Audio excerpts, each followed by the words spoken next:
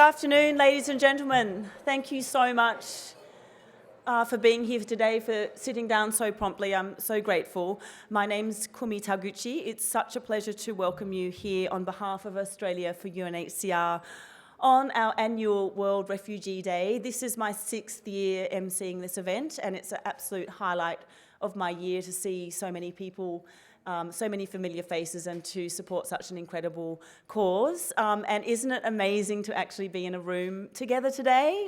So many people have already said how wonderful it is just to be in a space and have that energy around us of all of us here for one particular purpose. I would like to acknowledge the traditional custodians of the land we are meeting on today, the Gadigal people of the Eora Nation, and also pay our respects to their elders, past, present, and emerging.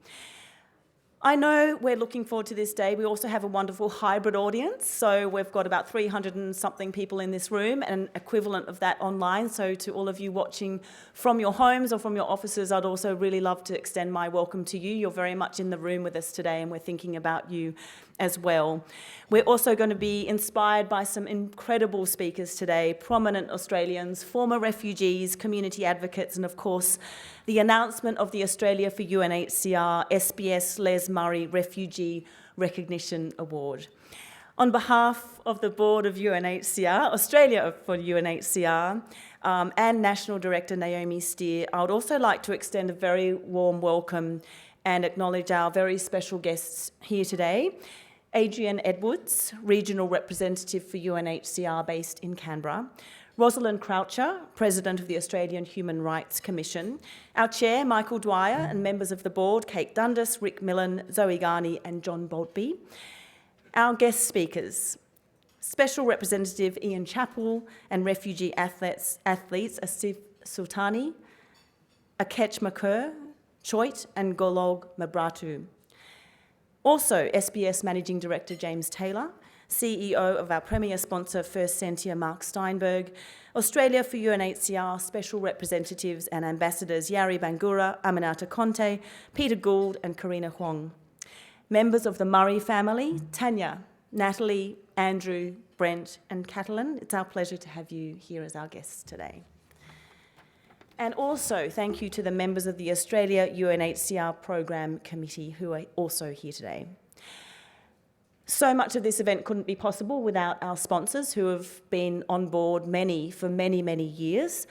A special thank you to our presenting sponsor, First Sentier Investors. This World Refugee Day marks the 15th year of First Sentier's generous support. Thank you so much. It's an incredible commitment.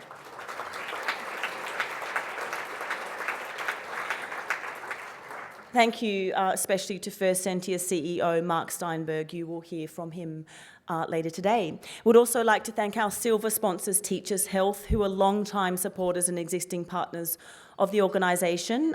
They deliver 3-year programs to support 11,000 displaced mothers and newborn babies in the Democratic Republic of Congo. Thank you so much to Teachers Health Group Chief Executive Officer Brad Joyce. Now, by supporting today's event, by being here today, you'll see some brochures on your tables as well. You're basically supporting the work that happens on the ground. It's sometimes hard when in a room like this today to kind of visualise what's happening on the ground. I was lucky enough to travel with Naomi a number of years ago to Uganda, and it really does make you realise the incredible impact this work has to people and their lives in countries that we may never have the privilege to visit. The funding that we're going to raise today will protect the most vulnerable refugees as they face resurgent outbreaks of COVID-19, in particular in the Asia-Pacific region.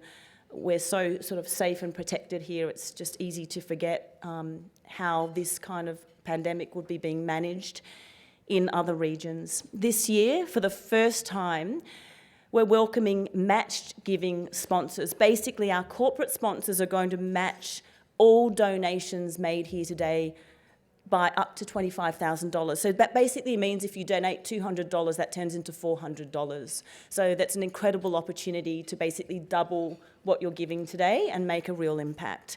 A big thank you to Aware Super EG Minister Elson and Tim Sims. We thank you so much for coming on board this year and for kindly matching these funds. That's a huge commitment. Thank you so much. We also have corporate tables here today. There's 17 here at the Sheraton, 5 joining online. Thank you so much. Thank you for your continued support and commitment. And if you want to share any photos of today's event, you can use all your social media channels. There's about 50 billion of them nowadays. Just use the hashtag with refugees, and that'll go out into the internet sphere. We also want to say thank you to the corporate sector for supporting this important work of UNHCR globally. Thank you so much to all of you for being here today. Schedules have to be reshuffled. I don't know what you're doing with your work, but you're all here. Thank you so much. I do have to run through a bit of housekeeping, then you're going to hear very much less of me, which is a good thing. Emergency exits are located where I'm pointing at the kind of back sides of the room. If you need to go to the bathroom, just head out the back door, head straight to the end and turn right. Stay on this level. They're beautiful bathrooms. Online guests, I assume you know where your bathrooms are. Why is that funny? Now,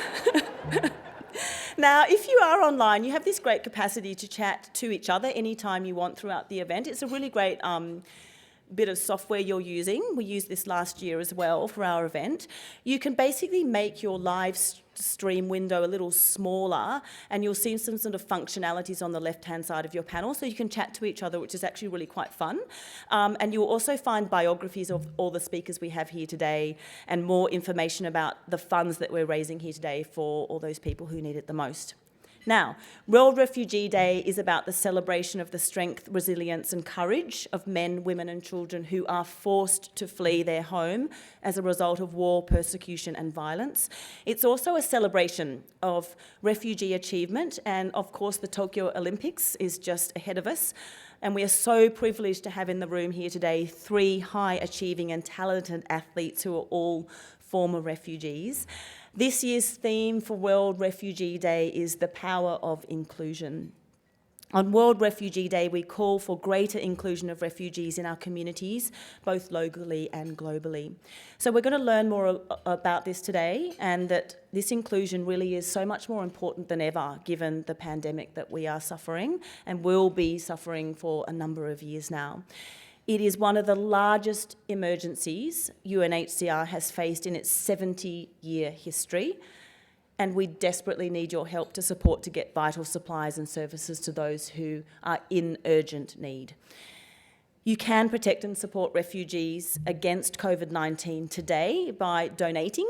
Your donations today, remember, will be matched dollar to dollar thanks to our generous match-giving sponsors. And also there's some fantastic silent auction prizes. You might have seen some of them as you came into the room, some artworks. I'll run through some of those as well. So particularly during the lunch break, if you want to have a look at those, and if you're online, you can have a look at what they are as well. So you can also put bids on those silent auction prizes. For the guests in Sydney, during our lunch break, we have wonderful volunteers, including students from Cherrybrook Technology High School here every year. They'll be selling some raffle tickets, and you can also take donations on their machines as well. I think it's pretty simple. You can also donate online by scanning the QR code, which you will see on the donation card on your table. You can also access the silent auction through your mobile phone, so all those instructions are on your tables. Get in early, because there's not a load of things, so you want to get in and go high. For the online audience, you can click on the silent auction tab that's on the left-hand side of the panel. You'll see those prizes there and you can make your bids. And you can also donate on the left-hand side of that panel just by clicking a button at the bottom of your screen. So today, we really, really want to reach today's target, which is $75,000. That is going to help us reach an overall target of $205,000. What that $75,000 will do is provide 4,100 refugees and displaced people with COVID-19 health and hygiene packs, including vaccinations. That's over 4,000 people. And remember that the first $25,000 that we raise in this room and online today is going to be matched dollar for dollar by our match-giving sponsors. So thank you so much again for coming on board with that. That is my longest ramble of the day. I have to do it. Thank you for listening. So now it's absolutely my greatest pleasure to welcome to the stage the National Director of Australia for UNHCR, the wonderful Naomi Steer.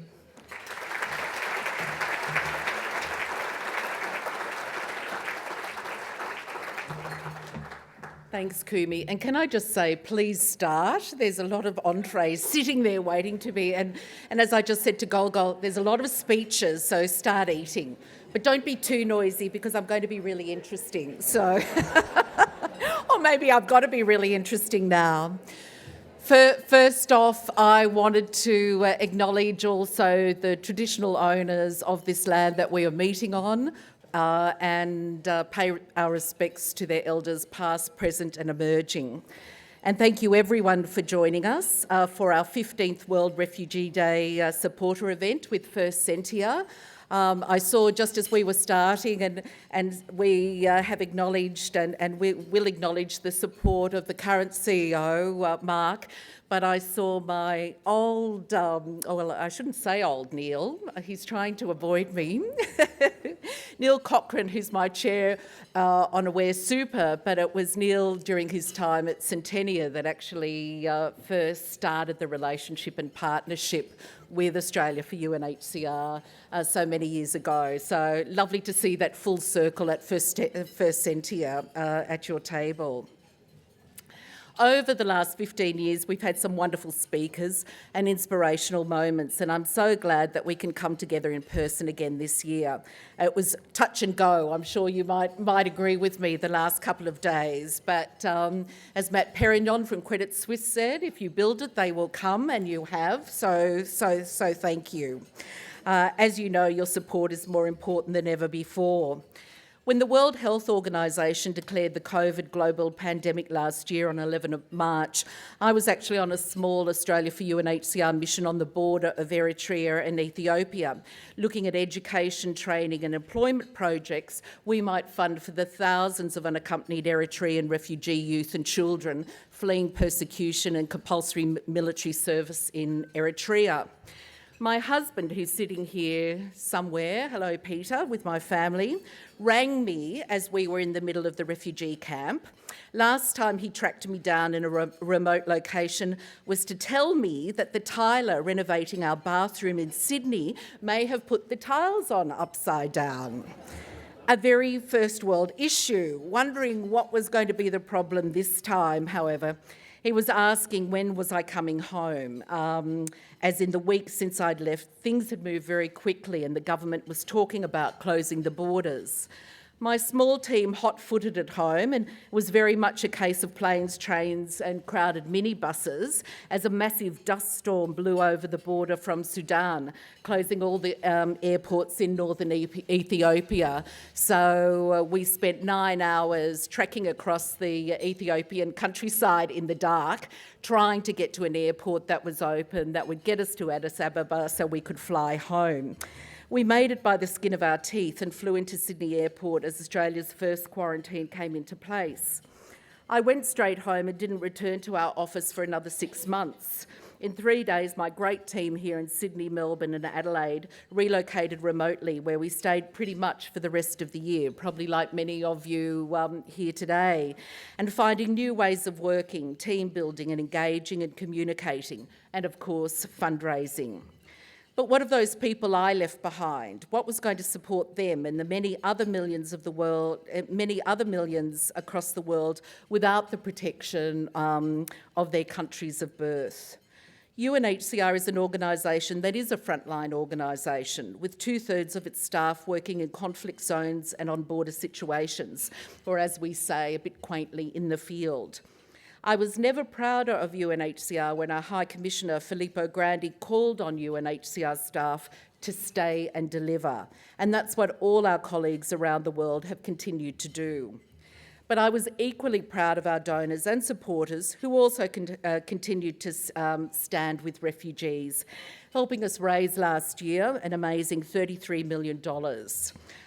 We never made it to JobKeeper, unlike some other larger organisations, but we were very proud of that effort and amazed at the generosity of our donors, who by and large are individuals, mums and dads, giving us $30, $50 a month, and they stood by us. Globally, the pandemic presented many challenges to UNHCR and refugees.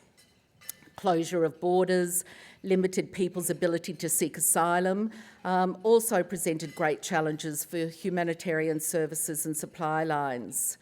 The greatest risk, however, was to displaced people, often living in crowded conditions and access to sanitation or hygiene being very limited. How do you wash your hands if you don't have soap or clean water? How do you socially distance if you're in a camp of 500,000?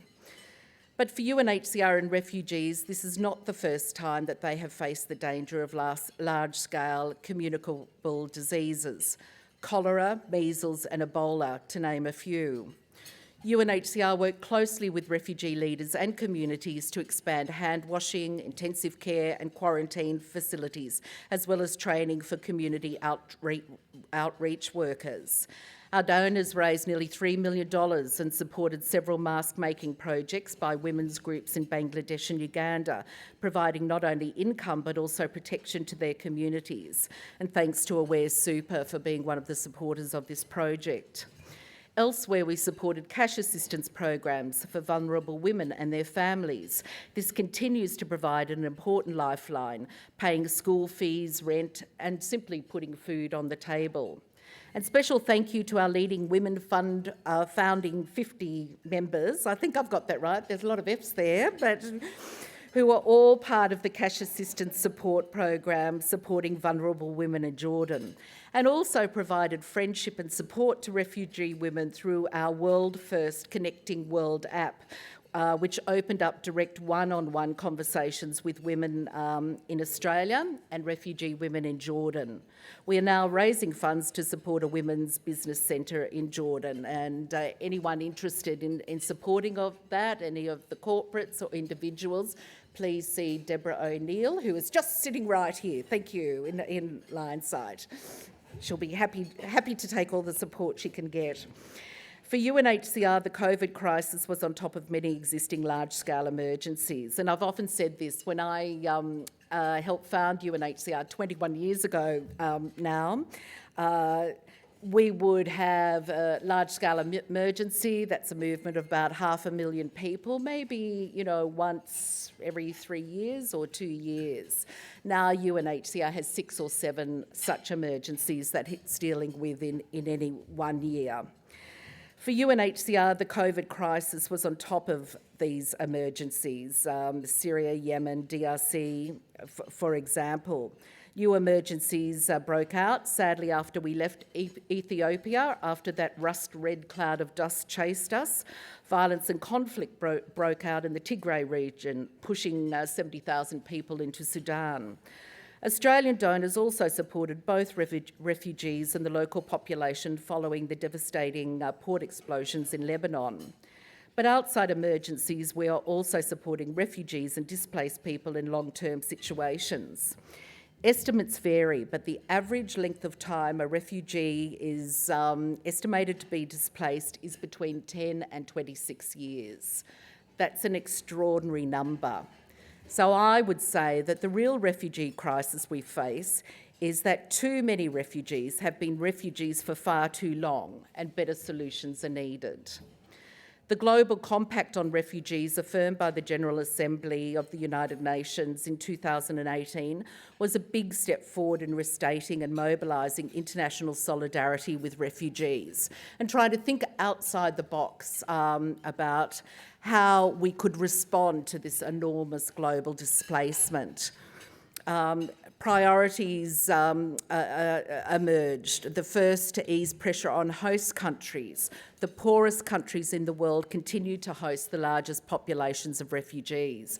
I think it's 86% of the world's refugees are hosted by the poorest countries. And it's good to be reminded of that in Australia when we have our discussion around refugees and issues of asylum. Secondly, and it's been a big shift, I think, in my working time with UNHCR, it's enhancing refugee self-reliance. So people need emergency life-saving support, but they also need education. They want skills and they want to work, because these are all things that we know give dignity and purpose to our own lives and hope. And it's the same for everybody around the world. And thirdly, a really important new priority is to expand access to third country solutions. That's very UNHCR speak, but it does mean around resettlement. I've worked, as I've said, for a long time with UNHCR. I've met refugees brought up in camps who now I meet them bringing up their own children in those own camps. And that's simply unacceptable. John Cameron, who's here today, has been one of the driving forces behind Talent Beyond Boundaries, and he's worked tirelessly to open up corporate sponsorship opportunities. Where are you, John? Yes, thank you.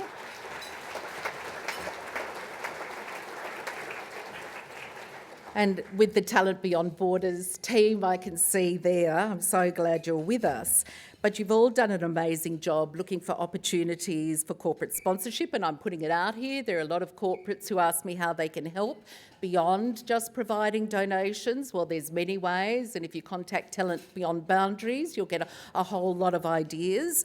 But John, most importantly, together with a number of refugee advocates, including our own board member, Peter Shergold, the Chancellor of the University of Western Sydney, has called for a new class of visas for skilled refugees, of which I can tell you there are many. And finally, the Compact commits to making countries of origin stable and safe. As UK poet and former Somali refugee Wassan Shire said, "No one leaves home unless home is the mouth of a shark."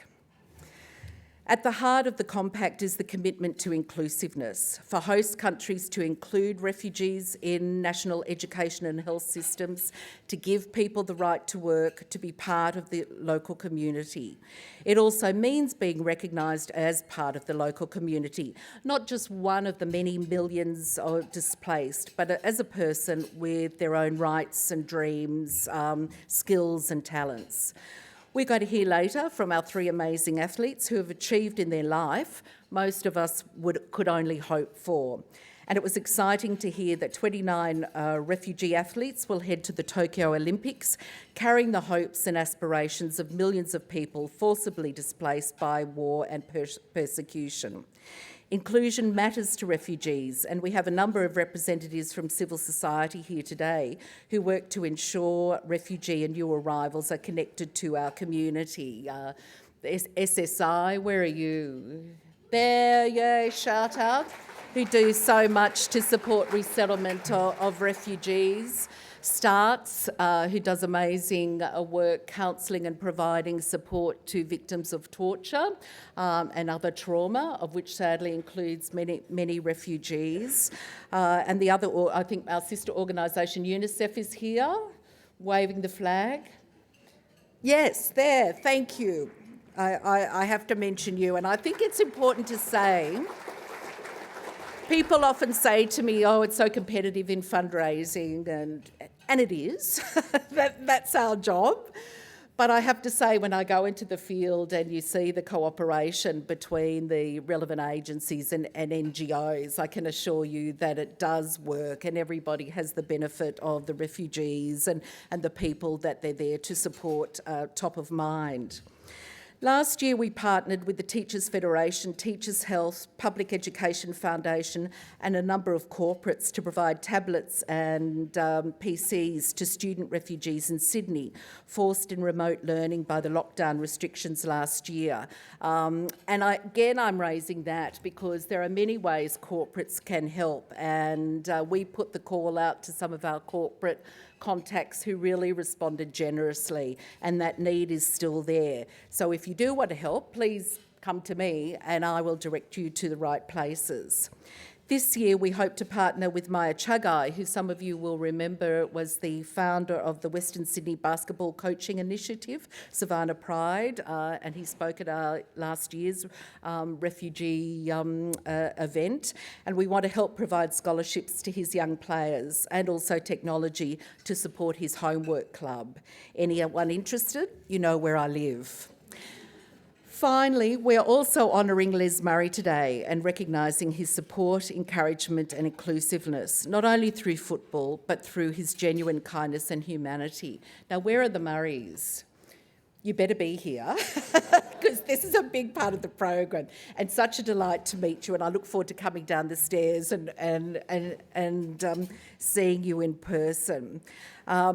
Les, and I'm not going to talk too much. There are others who will talk more about this, but Les did so much to, not only through football, but just through his own very genuine kindness and humanity, did much to sort of encourage many people from all walks of life, but also refugees. Inclusiveness is vital now as we battle a global pandemic. We've heard repeatedly that no one is safe until we're all safe. That means refugees need to be included in COVID-19 vaccine rollouts, as well as being provided with the support. In front of you, you've got a program and a donation page in that. It lists all the things that we're fundraising for today.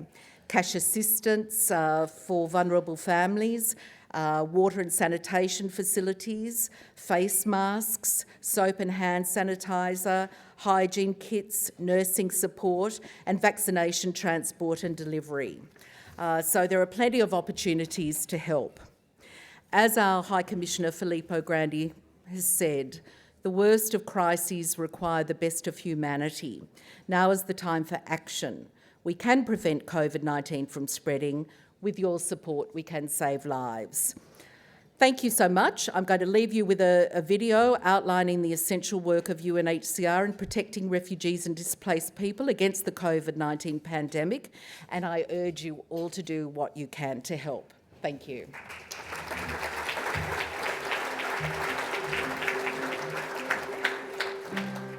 We are marking this year's World Refugee Day against a backdrop of a dramatic global crisis. Not only are record numbers of people forced to flee their homes, but the world is grappling with COVID-19, a disease that is still very much affecting us all. Yet, throughout this challenging time, we have also seen a solidarity that transcends borders. And refugees themselves are also contributing in significant ways, despite often living in extremely vulnerable conditions. Our priority has been and will be to stay and deliver for the refugees, the internally displaced and stateless people we're mandated to protect. In times of crisis, we stay and deliver. In tempo di crisi restiamo sul campo e diamo assistenza a chi ne ha più bisogno. In time of crisis, we stay and deliver.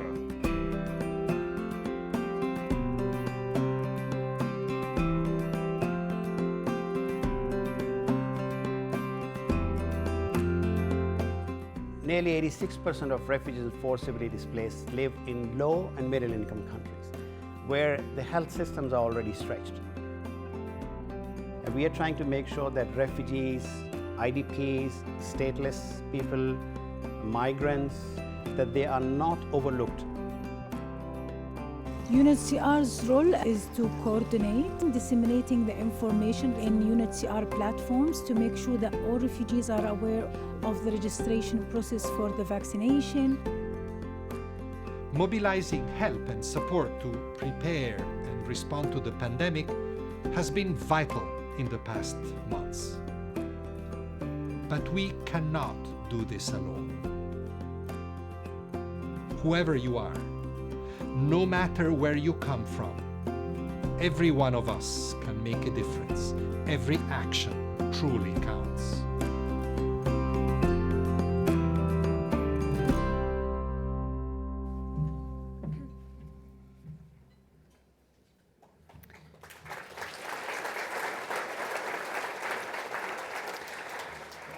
Thank you, and thank you, Naomi. It's my pleasure to now introduce you to our panel discussion with some incredible refugee athletes. For refugees, sport really is such an important pathway to success and also recognition, and an opportunity to be such incredible role models for others. And today we have one of Australia's great sporting champions, former Australian Test cricket captain, Ian Chappell, broadcaster and journalist and long-standing refugee advocate.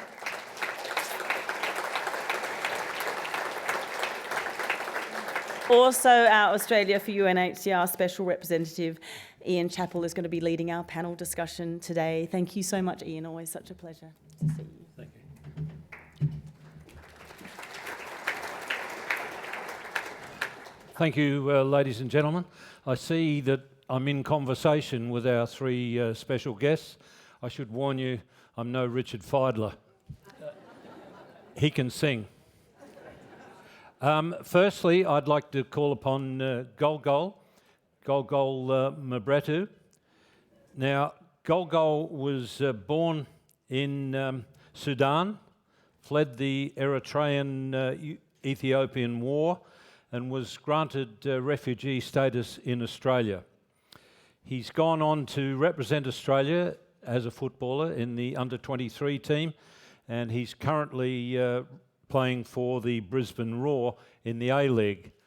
He's got a beautiful smile. If you don't see it quite as regularly as normal, that's because, unfortunately, the Roar lost the semi-final on the weekend. Yeah, we did, that's true.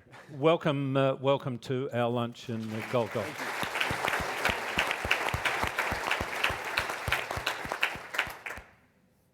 Firstly, if you could just explain, your young years and all the hardships that you had to go through. Yeah, so like you said, I was born in Sudan. Yeah. And the reason for that, I am of Eritrean heritage. My parents are both Eritrean, and they fled the Eritrean-Ethiopian War, which lasted from 1960 to 1991. And so a lot of Eritreans fled the war, displaced from their homes, and people like myself were born in Sudan, in Uganda, Kenya, and other places. And that experience, for the most part, we were sheltered from it because our parents wanted to protect us, me and my 6 other siblings. But at a certain point in time, when the war had settled, we moved back to Eritrea, and then it started again. And so my family moved back to Sudan for a year before we were lucky enough to seek asylum in Australia, and we had the opportunity to come to this wonderful country, and it's given us a lot of opportunities in life, and my journey has been that I've become a footballer, but those early years in my life, in some ways we were always refugees, even when we were in Sudan. Even when I went back to Eritrea, I was never like the normal Eritreans who were born and raised there. So that's always been part of my life. But sport has been an unbelievable tool for me into acclimatizing wherever I've been. And especially here in Australia, where the majority of my life I've lived. But I've also played in Europe as a professional footballer, and places where I didn't speak a word of the language. I had no one that I'd known in these areas, and sport has played a major part in my transition in life, wherever it is that I am, to bring me together with people and make me feel a part of the community that I'm living in. So that's a little history about myself. What about influence of your father? Yeah, my father is a big man when it comes to education. He's always educationally driven, and that was the advice we'd received as kids. All my other siblings have finished all their tertiary university degrees and gone on to work in the corporate world. I was the only one that defied those wishes, but once he'd recognized that I had a talent and I was driven to achieve what I wanted to achieve, he supported me in that. And until this day, he has a big influence in my life. He's a man of outstanding moral character. And throughout all the hardships that we went through, one of which was at one point our entire family was imprisoned when I was 7 years old. And I had younger sister, which was 2 at the time, and another one which was 5. So he always kept his values, and always taught me that if you work hard and you believe in what you're doing, that keep going, because you'll be able to achieve success, and that's helped me a lot in my life. Right. Yeah. You've got a sister who recently became a lawyer, so if you get into trouble, there's immediate Yeah, help. yeah. I call her a lot, not only for just to get on a good side. She's great. She's actually helped me a lot with my contractual situations as well, whenever I've had any. But my family in general, we've got a couple of accountants in there as well, so I get a lot of stuff for free. We've got some members of the Murray family here. Would you like to explain the influence that Les Murray had on your becoming a footballer, and also Craig Foster? Yeah, I'd only met Les once before, and straight away he'd recognised who I was. But Les was someone who played a major role in my career, I would say, in my development as a person. Because football, when I was growing up, when I first came to Australia, it didn't have a big platform. SBS was the major platform for us, and Les was the one behind it all. And he used to bring all these stories about footballers and the upbringings that they had, a lot of them coming from disadvantaged backgrounds in Europe. And those stories were very motivational for me. And I remember specifically at a time when he used to advocate for African people, players of African heritage in this country, that we need to tap more into that. And it was, I still remember it every Sunday. My family would go to church, would come back, and I would be glued to the telly because I knew his segment was coming up. Yeah. And straight after that, I'd go and train because of the motivation it filled me with. So people like Les have played a major influence in my life, because he made me believe that there is a path for me, that there is opportunity for me to achieve success. And so, yeah, I'm very grateful that we had someone like Les in our community to help us and to direct us and motivate us. Yeah. Thank you for sharing your story with us, Golgol. Yeah. I'd now like to call upon Akech.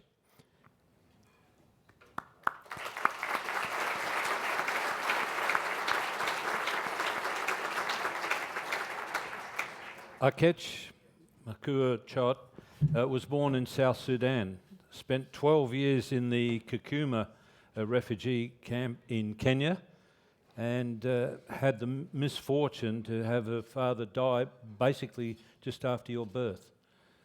She's now become an Australian rules footballer and plays a bit of soccer on the side, she tells me, but is representing the Richmond club in the AFLW competition. Welcome, Akech.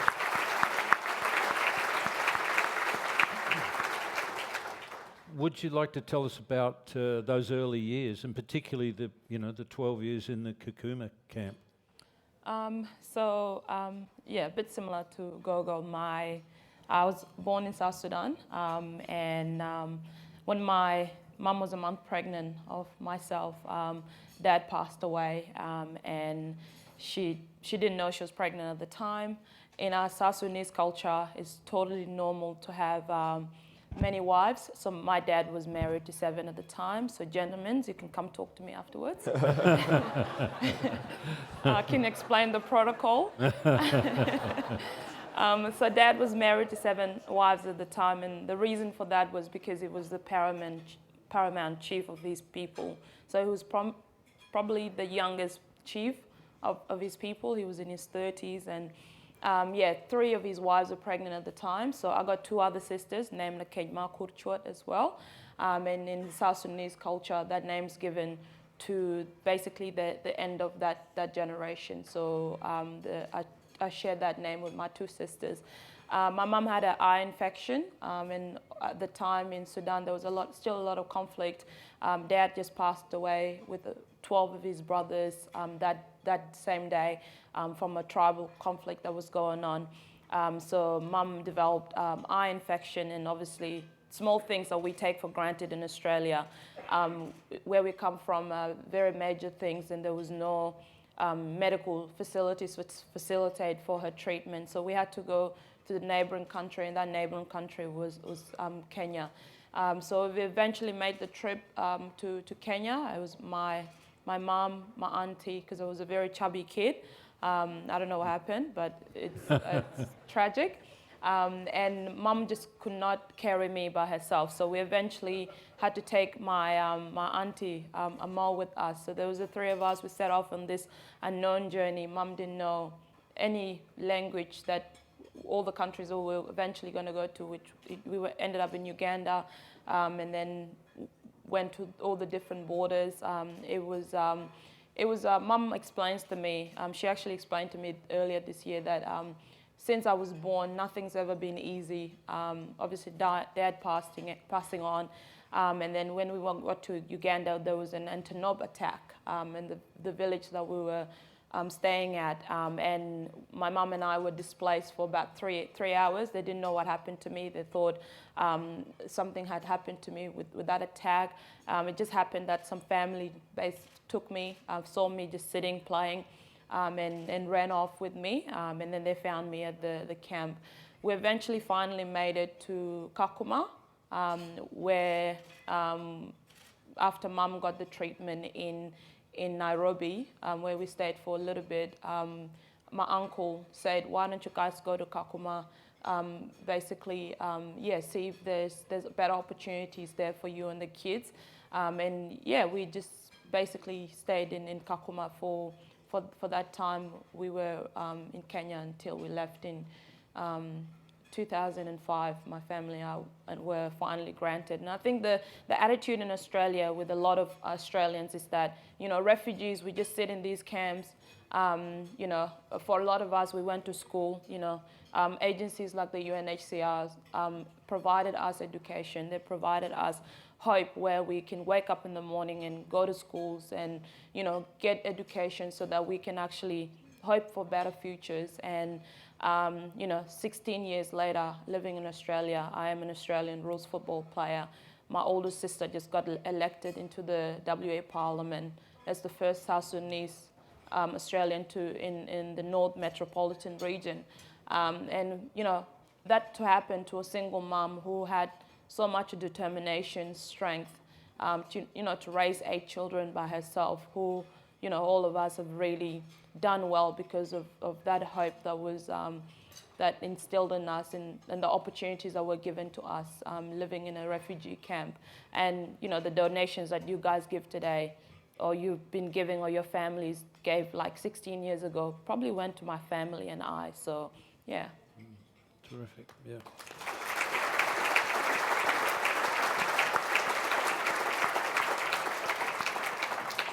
And how did you become an Australian rules footballer?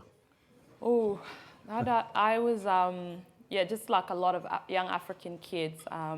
We don't really know what footy is. I grew up with my older brothers who were very mad soccer fans.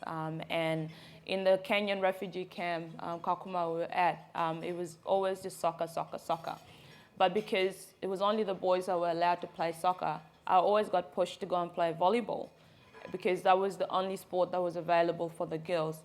I did not like it. I just liked to sit on the sideline and just watch the girls go at it.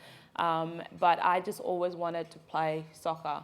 And I would make any excuses to just go to the soccer ground with my older brothers.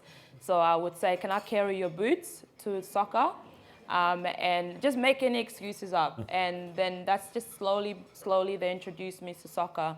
And it wasn't until I came to Australia in 2005 where I went to school and the teacher was like, you can actually, you can sign up for a local soccer team. And I said, what do you mean? And she said, you can go and play for a local soccer team.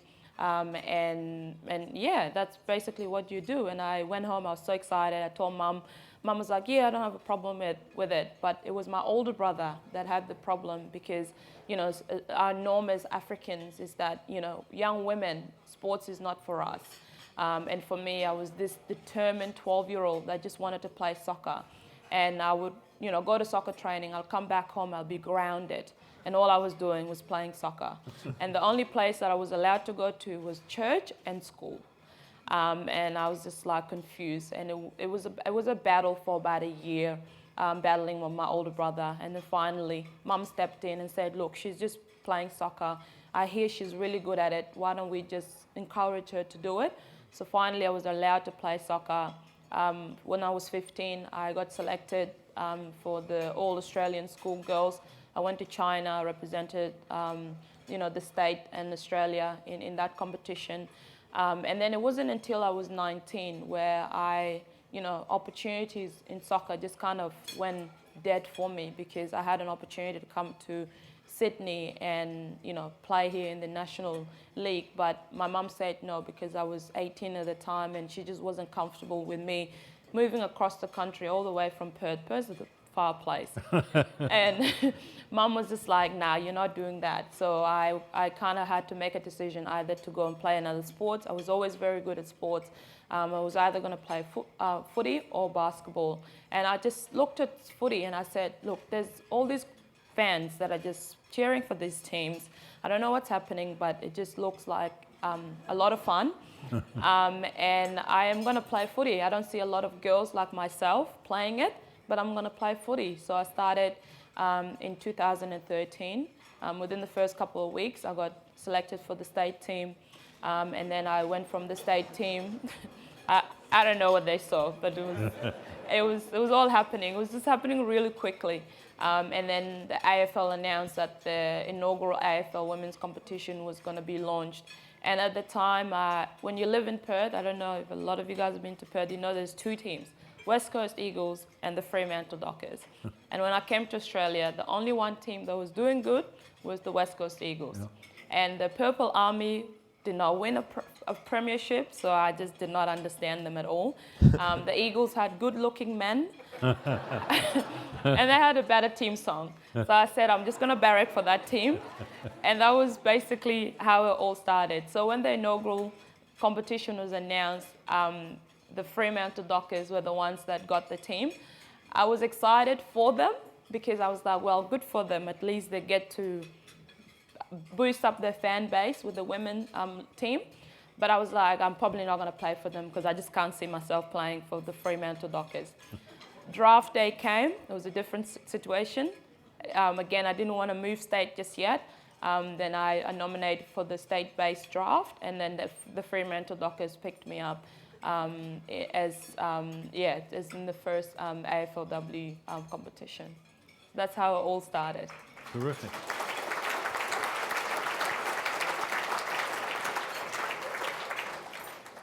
Thank you for telling your story, Arkech. I'd like to now call upon our third guest, Asif Sultani. Asif was born in Afghanistan and moved to Iran as an asylum seeker. He's a Hazara, so felt bullied and persecuted, and he found the solution to that. He took up karate, and in 2017 he won the New South Wales World Cup trophy, and just recently he missed out on selection, unfortunately, for the Olympic refugee team in karate. Asif, welcome. Thank you.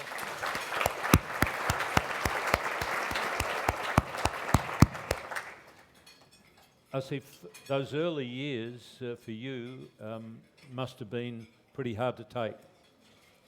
Absolutely. As you mentioned, when I was about 7 years old, my family and we fled Afghanistan due to ongoing conflict, war, and persecution. And I remember the journey from Afghanistan to Iran was terrifying because we were stopped by the thieves along the way. And they took the only belonging that we had with us while they were pointing gun at us. And I was only 7. So I was, terrified and I was crying. And therefore they started hitting my dad because they was telling him that keep your kids quiet. But I couldn't help, and I was only 7.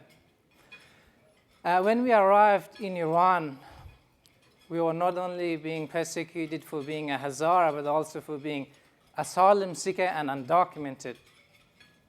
So I used to get bullied a lot for being a Hazara kid, asylum seeker. So I used to get punched, kicked, and people used to spit on me and telling me that I should, kill myself because I will never going to be as good as everyone else. And I used to question myself that whether that's true or not, because I did not have the same opportunity as other kids. So just seeing other kids going to school, just playing, like that's what the normal kids do, and I had to just focus on survival as a kid. And that was a very hard thing for me to grow up, just focusing how to survive. And therefore I took martial arts to protect myself. After going to dojo for about 3 months, and my instructor told me that I'm not allowed to go for training anymore because I'm an asylum seeker and undocumented. I was heartbroken, and I again started crying and questioning that why all this happening to me, and what's wrong with being a Hazara? What's wrong with being me? I didn't choose to be that. I just born at it. It took me a couple of weeks just thinking and talking and complaining and blaming my dad. And then one day it occurs to me that if only I can create my dream, then only I can crush it. I started gathering a few of my friends together in my backyard, and we started training together. And I used to watch Bruce Lee's movie. It wasn't a fancy sport we used to train, but pretending to be like him. I used to watch the same movie over and over again, and just in my head, okay, I want to be like him. I would like to, stand up to the bullies, and I would like to be a successful martial artist one day. So I did that and until I was 16 years old. So I faced a lot of obstacles, hardship, challenges that I had to overcome that through my, with martial arts, because I think when we're talking about martial arts, people don't only think that it's more about punching and kicking, but it's more than that. So what I learned from martial art was respect, resilience, discipline, honor, and loyalty. And those are the lessons that I will be carrying with me for the rest of my life, and I would like to pass on that to the next generation. And the influence of your mother in your life? Absolutely. My mother, she is a very resilient person, and when I was 16, when I was deported back from Iran to Afghanistan, my mom came to visit me behind the bar, and she tried to embrace me and telling me that I was old enough to look after myself, I was strong enough, and I had to just believe it. And she promised me that you just have to, wherever you go, whatever happens, you always have to remember that your fight must be stronger than your fear, son. And I always remember that with me, that I truly believe that, especially as an asylum seeker and a refugee, if we want to survive, our fight must be stronger than our fear. And that was one of the hardest moments of my life, to saying goodbye to my mom, behind the bar, and trying to hold myself together at the age of 16 and not knowing what's the next, what's the next step. And you weren't able to go to school until you were 18? Absolutely, yeah. I was never allowed to go to school in Iran because, as I said, I was an asylum seeker and undocumented. And when I came to Australia by boat, and then I spent a couple of months in the detention center, and then I started going to high school at the age of 18. So English is my fourth language. It was really challenging. But I always, even when I was a kid, I always wanted to go to school. I just wanted to feel that, being with other kids. I missed a lot when I was a kid, just being a kid. But I was fortunate enough to start high school in Australia, in regional area in Maitland, at the age of 18. As you might know, that most of you guys graduate when you're 18 years old. But for me, just going to the high school. And the community and the people, the staff members, and the students were very accepting. And I even met my high school sweetheart, now is my wife, over there at school.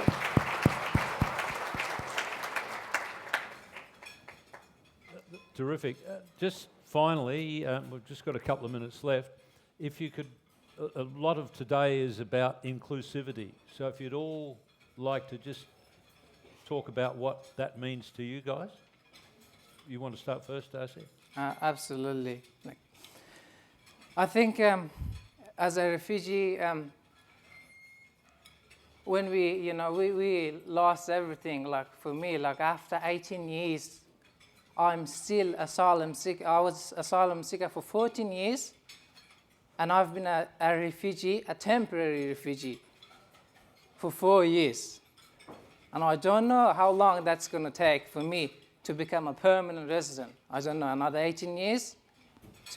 And to become an Australian citizen, I don't know, maybe my kid will become citizen before me. But something that I would like that everybody knows about refugees, we did not choose our lives. We did not choose to be persecuted, to be separated from our families, or to leave our homelands. As a refugee, I have seen one of the darkest parts of humankind, but I never lost my fight on humanity, because I always knew in my heart that there is good people existed in this world, and good organizations such as like UNHCR, and people like yourself that, so that's the proof today. Your support, your help means everything to us, because as a refugee, we lost everything. We lost our homelands, we lost our family, and the only thing that we have is you guys, people and community. I think that having that sense of belonging means everything to a human being. So now, me living in Australia for past 9 years, I honestly, wherever I go now, I just want to go back to Maitland, where I live, and that's, and I think Maitland is the, the best place in the world, and that's because I feel that I belong with the community, with the people, and by showing your support, I think you're making that possible, because it's really important for a person feel that they all belong somewhere or in some community. Well said. Very well said.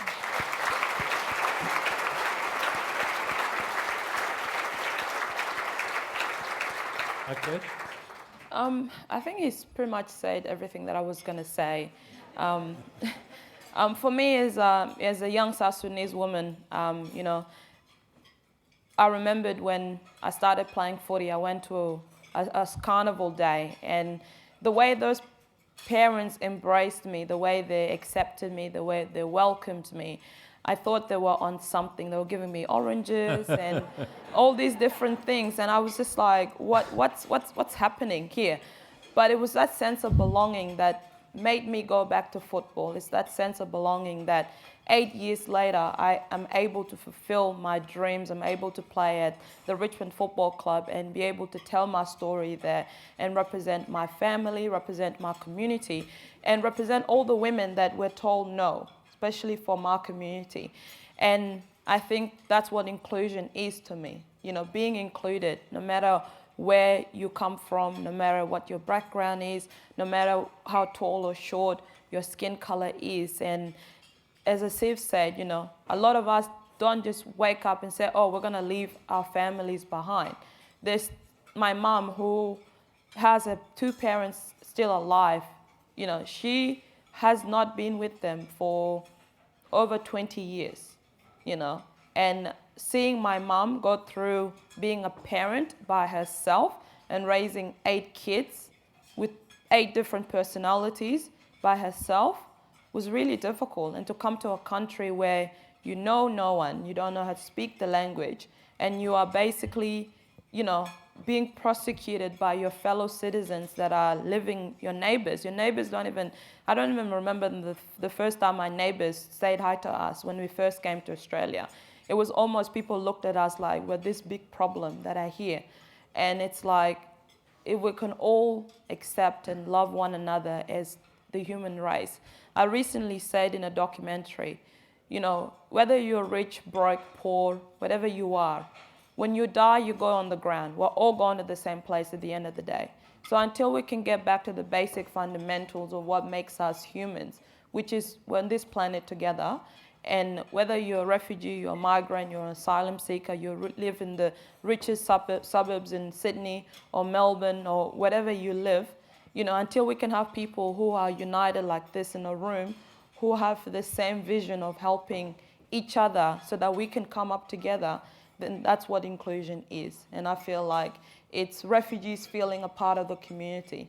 I've got cousins and aunties and families in Melbourne who feel very out of place because of everything that's happening in Melbourne. And it's up to me as a 28-year-old woman who should just be living my best life, you know, hanging out with my friends, doing the things that my 28-year-old fellow Australians are doing. But instead, I have to step up as a leader. I have to step up as a role model to represent my community, to be a spokesperson for my community, when all we want to do is just fit into the community and belong. So for me, that's what inclusion is, being a part of the community. Thank you.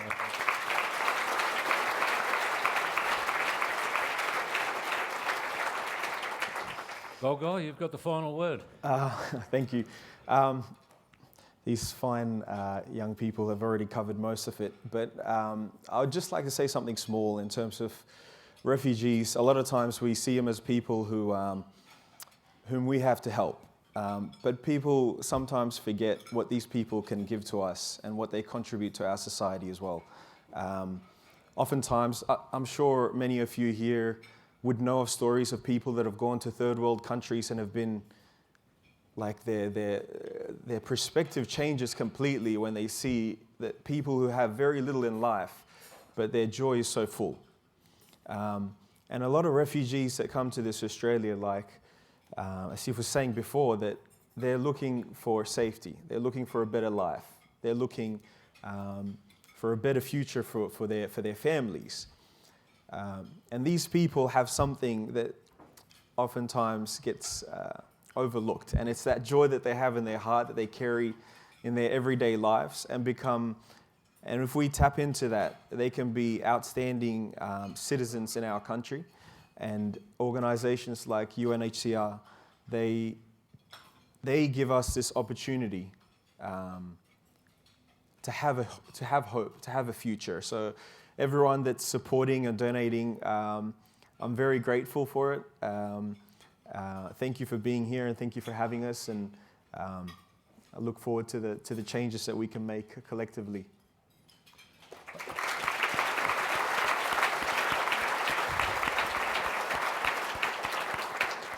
I think we should be thanking you for firstly having the courage to tell your stories in front of a crowd, and secondly for the contribution you've already made to Australian society. Thank you. Thank you, guys.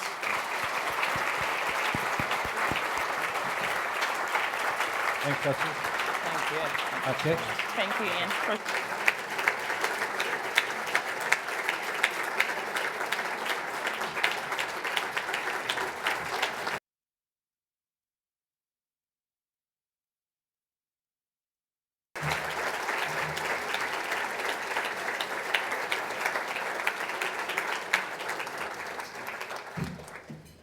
Thank you so much, Ian. Thank you so much to Ketch, Golgol and Asif. You're wonderful people to have in the room with us tonight, and wonderful examples of just what these kinds of events can achieve. You know, we are here to raise money today, and these three people who you've just seen and stood up for would not be here unless it was for money that's been raised to get them to safety and to get them to new countries to settle and to have that inclusion and community. So we really do want to raise that $75,000 today. We have a raffle here in Sydney. I'm feeling, quite moved by the panel discussion.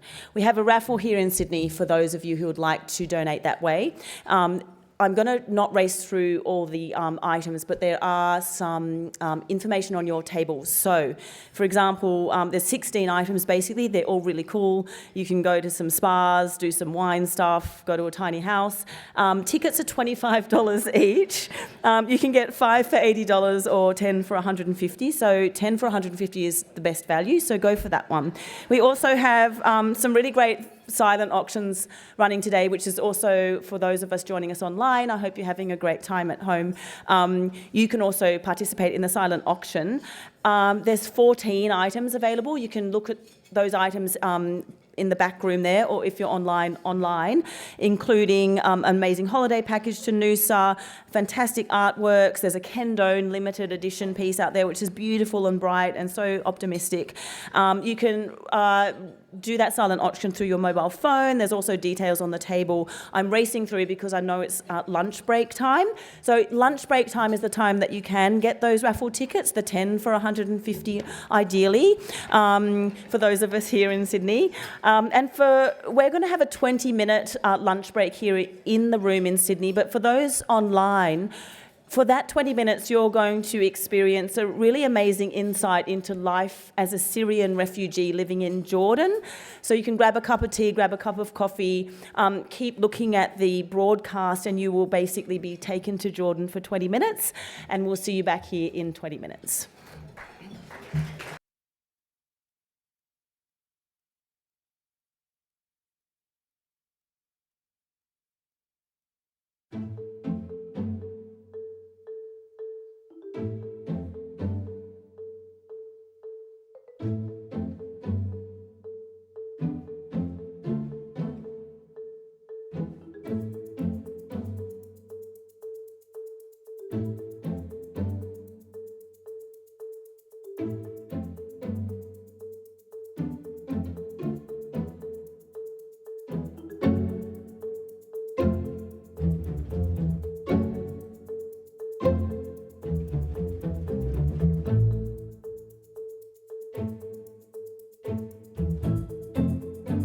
Hi everyone, I'm Lily Carlisle and I work at the United Nations Refugee Agency in Jordan, a country that hosts over 650,000 refugees from Syria. Thank you for joining UNHCR on mission today. We're going to be talking about the impact that the conflict in Syria has had. It's the biggest refugee crisis in the world. Since 2011, the crisis in Syria has claimed thousands of lives and left over 13 million people in need of humanitarian assistance. Over 5.6 million people have fled to neighbouring countries like Jordan, and over 6.6 million people are still internally displaced within Syria. Syria remains the largest refugee crisis in the world. The destruction of civilian infrastructure has left millions struggling to meet their basic needs. Over the last 10 years, millions of refugees have fled the conflict in Syria to countries like Turkey, Iraq, Lebanon, Egypt, and here in Jordan. In December 2019, there was an outbreak of violence in Idlib in northwest Syria, uprooting over 900,000 people from their homes. Since then, people have been fleeing for their safety, the majority of whom, over 80%, are women and children. Some refugees in Jordan live in refugee camps, such as Zatari Refugee Camp and Azraq Refugee Camp. Zatari is home to 80,000 refugees, over 20% who are under 5 years old. UNHCR works in the camps to provide them with food, shelter, healthcare, education, and much, much more so that they are able to meet their basic needs.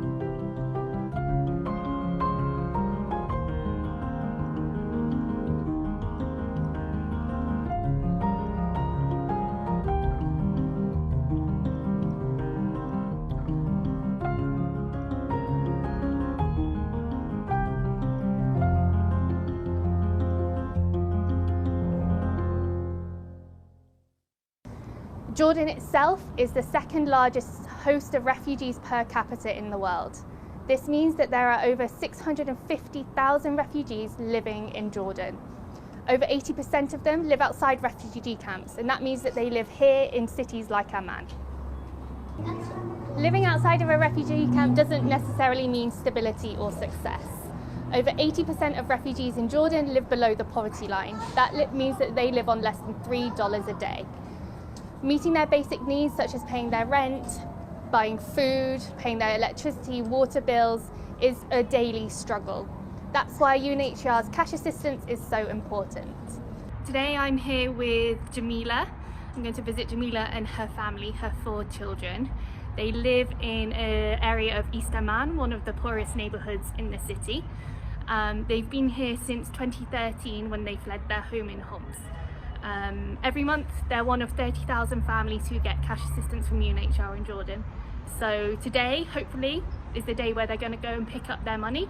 So we're going to spend the day with them and see what their daily life is like. So this is the alley where Jamila lives. As you can see, that door, black door over there is their front door, but they're surrounded by quite run-down, almost half-built houses. Every month their rent is about 130 dinar. The money that Jamila and her family get from UNHCR is also 130 dinar. So everything they go gets spent on their rent for this house. It's the only thing that provides some stability. So it's really important for them. I think some of the kids are actually at school. They left earlier this morning. I wasn't up as early as they were, but I think we should be able to see them as they return from school today. Apologies in advance for my terrible Arabic accent. I speak a little bit of Arabic, not that much. So one of my colleagues, Ihab, is also here to help me if they don't understand anything that I'm saying. When it comes to the COVID pandemic, numbers are actually still quite low here in Amman, and vaccinations have actually just started for Jordanians as well as refugees. But because of that, I'm going to be wearing my mask, so I'm going to put it on and then we'll go talk to Jamila and her family.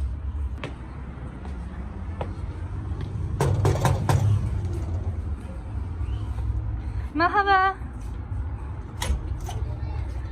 مرحبا كيفكم؟ شو أخباركم؟ أنت علي صح؟ نعم. وأنت جميلة أم علي. أهلا وسهلا. So I'm here with Jamila, or Ali. She's already otherwise known. She has 4 children, Ali, Ola, Ahmed and Aisha. Jamila, introduce yourself. أنا زميلة أم علي، عندي 4 أطفال، علا، علي، أحمد، عيشة. دخلت على الأردن، إجيت بال2013. وين ساكن هلا؟ هلا ساكن بعمان بالمحطة. وكيف تدبر أمورك؟ كيف بتدبروا أموركم؟ احكي لنا عن كيف حياتك ماشية. حياتنا ماشي هلا يعني بالفضل المساعد الشهري من المفوضية، ندفع منها إيجار البيت ومصاريفنا. كم المصاريف من الفوضية؟ كم الدفع؟ 130 دينار. وكم الإيجار؟ كمان 130. So Jamila, can you tell us a little bit more about what it was like when you fled Syria? شو صار لما جيت الأردن؟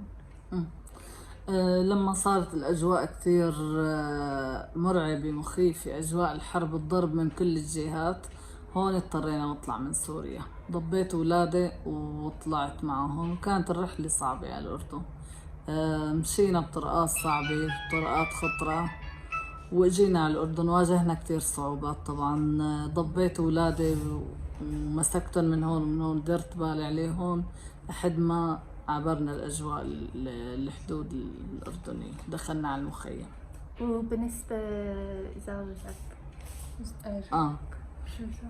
طبعا لما طلعنا كانت مقطوعة أخبار جوزي، كان إلهم 3 أشهر معتقلينه وما بعرف عنه أخبار، مقطوعة أخباره نهائيا.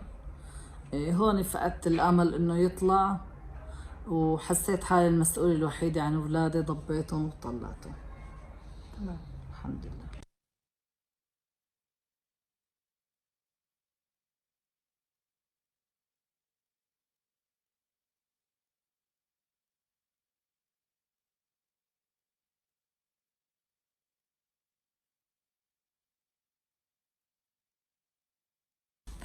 So this is Ali. Ali is 12. He is 12 years old and he is in grade 7. So for the last year, he hasn't been able to go to school because the schools here in Jordan have been closed. But next week, it's good news because he is hopefully going back to school. And he's planning on going to go and get his school books on Sunday. So Ali, could you tell us a little bit about why you're excited to go back to school, what you're looking forward to? يلا أنا المدرسة شو علي بتسألك شو تطلعاتك ليوم الأحد إنه بدك ترجع على المدرسة؟ متحمس مش متحمس؟ احكي لنا شوي إيش ترتيباتك؟ متحمس كثير لأنه بدي أرجع على المدرسة كثير. ليه؟ التعليم يعني أحسن هناك بالمدرسة التعليم أحسن عن بعد. بشوف أصحابي بطلع بدرس بتعلم بفوت وبطلع. What's your favourite subject? إيش المادة أكثر مادة بتحبها؟ العربي. And what do you want to be in the future? شو بدك تصير لما تكبر بالمستقبل شو حابب تصير؟ دكتور. Is there a reason? ليه دكتور؟ بحب الطب يعني and تتذكر أي شيء عن سوريا؟ ما كثير يعني. وكيف الأردن؟ تمام الأردن. ليه؟ شو أحسن شيء؟ في أمان وما في خوف. في أمان وكل شيء. وعندك أصحاب بالمدرسة عندي أصحاب.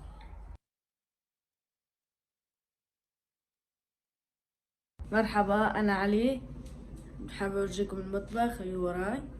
هذا المطبخ وعندنا غرفتين ببيتنا بدارنا. هاي الغرفة بيناموا فيها أخواتي.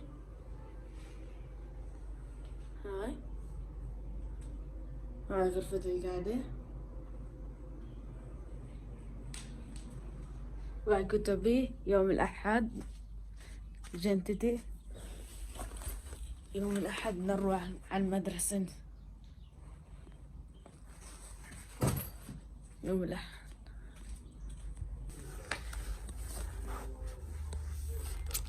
العربي رياضيات عربي إنجليزي. عربي هاي عربي. هاي قرآن. إيش هيك؟ هذا قرآن. هاي كتابة. بس نحلوه نكتبوه نحلوه. هاي نسخ قرآن نسخ 3 مرات. هاي كله. هاي نقرأه نحفظ عن غايب. نحفظه عن غايب. اوكي.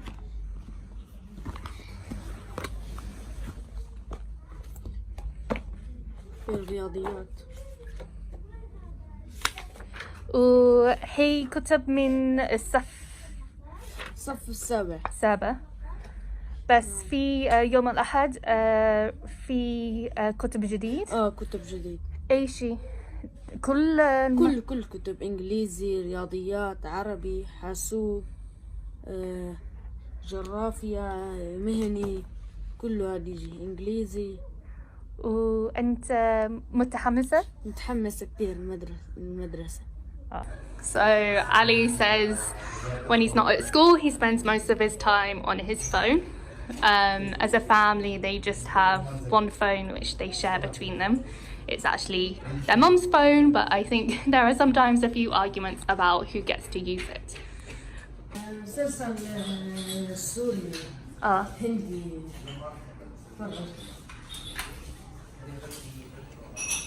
وكم ساعات في اليوم؟ مسلسلين 3 يعني ساعتين. يعني مسلسلات. What's your favourite? إيش أحسن مسلسلات؟ باب الحارة. So I'm here with Huda and we're just about to go and pick up the children from school. Huda is their aunt and every day she goes and walks up and sees them. أنا أنتون جود عيش وحمودت من مدرسة يلا. وكل يوم انتي كل يوم اروح وجيبها هنا. Hey there, this is Aisha and Ahmed. كيفكم؟ كيف كان المدرسة؟ كويس؟ شو تعلمتي اليوم؟ درست عربي ورياضيات وعائشة نفسه واستلمت الكتب؟ كويس يلا إلى البيت. يلا. السلام عليكم، أنا أحمد، عمري 8.5، صفي ثاني. أنا اسمي عائشة، عمري 11 سنة، صفي خامس. وشو صار اليوم؟ درسنا أول يوم؟ كتب. تمام. وشفت صحباتك؟ شفت صحبات. كيفكم؟ الحمد لله. من زمان ما شفتهم؟ Huda is the cook in the household apparently. ايش التطبخ اليوم؟ مجدرة. So I actually don't know what مجدرة is. شو مجدرة؟ فاصوليا. So فاصوليا is a bean dish which is on the stove. Ali is very kindly helping out his aunt Huda. وبشوف Yum. It looks yum. ومجدرة. Okay, so it's like a rice and lentils. ايش فيها؟ برغوان العدس. حلو. زاكي؟ هاي مو تنشف كلها تصير بعدين زيت وبصل. حليب زيت and جميلة, do you like it? زاكي؟ ايه كثير زاكي. وبالنسبة لك شو أحسن أكل وطبخ؟ أحسن إيش؟ الطبخ المفضلة. الطبخة المفضلة الكبة المشوية. كبة مشوية. كم مرة في الأسبوع وشهر؟ بالسنة مرة. بالسنة مرة. ليه بس أي مناسبة؟ إيه بالمناسبة. بالمناسبة. Okay. بالأعياد يعني كمان. Yes, yesterday she received her monthly text message, SMS, saying that her cash assistance was ready to go and pick up. So that's where we're going to go and head now, alongside Ali, and get their 130 dinar, which will then go to their landlord to pay their rent.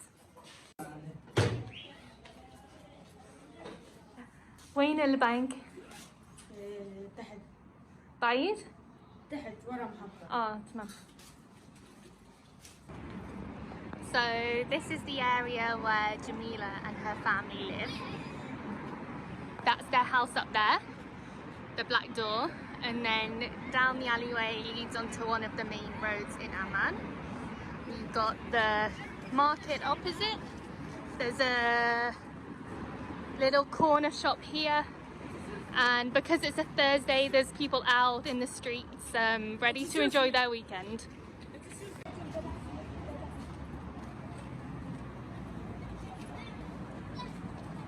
At the bank. It's about a 15-minute walk from Jamila's house, and she was just explaining on the way here that this is only the second month in a row that she's received her cash assistance. She was cut off for the cash for about 2.5 years. She received cash assistance in 2018, but because UNHCR has a waiting list of around 10,000 families who are determined eligible or vulnerable enough for cash assistance, every so often we have to rotate those families on and off the waiting list, so all the vulnerable families get the fair chance that they need to get cash. So Jamila's cash assistance started up again last month, and this is the second month where she's received the SMS in a row, and she's extremely happy, and we're about to go get the cash. شو شعورك؟ شعوري كثير حلو، كثير رائع، راحة نفسية، كثير فرحانة، كثير مبسوطة. Well, Ali, and Ali's with us. كيفك؟ شو شعورك عن البسمة تبعي؟ Yeah, they're both saying they're extremely happy that it'll provide them with a lot of stability, especially with having a safe shelter and a roof over their heads.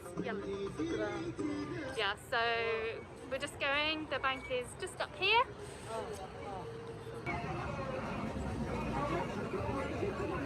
So Cairo Amman Bank is the bank that UNHCR uses to deliver cash assistance to our refugee families in Jordan.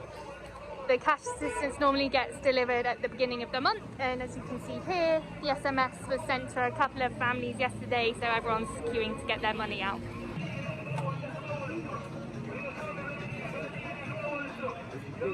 I'm here with Jamila. She's just taken out her money. How do you feel? شعور كثير رائع، كثير حلو لما سحبت المساعدة الشهرية، كثير شعرت براحة نفسية. الله يجزيكم كل خير، يعطيكم العافية. إن الفلوس من شان الآجار، كثير يعني انبسطت كثير، فرحت بالمساعدة الشهرية مشان أدفع إيجار بيتي. وكم سلم؟ 130 دينار. Okay, so Jamila's just got 130 dinars, which she will use to pay her rent. So we've just got back from getting the cash assistance. It's now around 5 p.m, so I think we're going to say bye to Jamila and Ali and the family. Thank you so much for joining us today for UNHCR on mission. I hope you learned something about refugees in Jordan. Bye!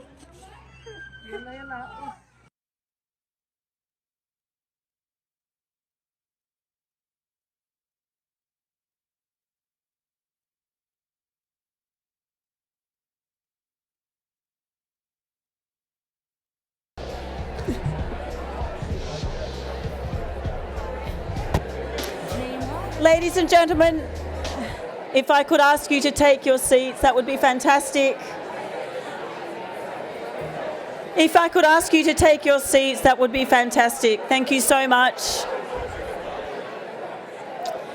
We're going to commence our lunch. Thank you so much, everyone, for taking your seats.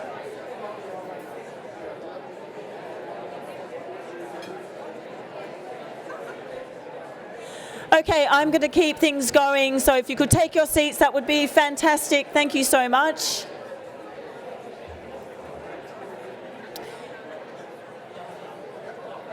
For those of us who are joining us online, we're just settling back here in the room. I hope you've enjoyed your lunch and your trip to Jordan, which would have been fantastic. I'm going to keep things moving because I do want to get you out of here on time today. So if we could hold off our conversations until the end of lunch, that would be fantastic. Thank you so much. So we're going to keep things going here. We have about 45 minutes left, so I'd love to get you out of here on time and do all your fantastic catching up in the next 45 minutes. Thank you so much to the glass tapper.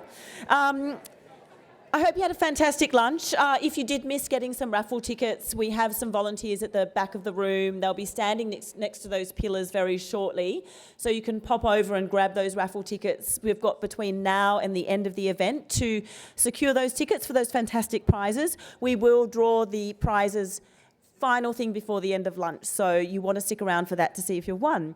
I've now totally delighted to introduce a message of support from Rosemary Karnuki, who will be familiar to many of you. She is our Australian of the Year local hero.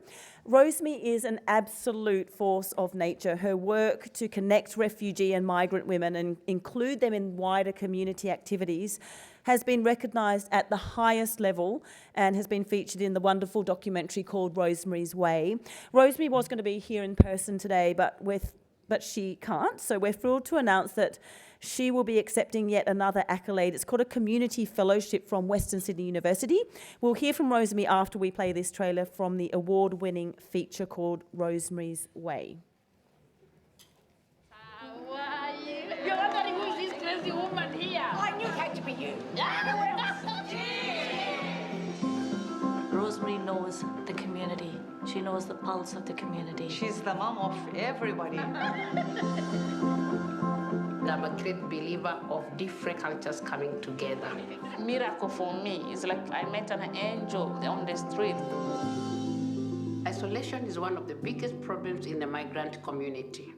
He didn't allow me to go outside and never talk with other people. If you talk about domestic violence, nobody will come to the meetings. It's something they don't talk about.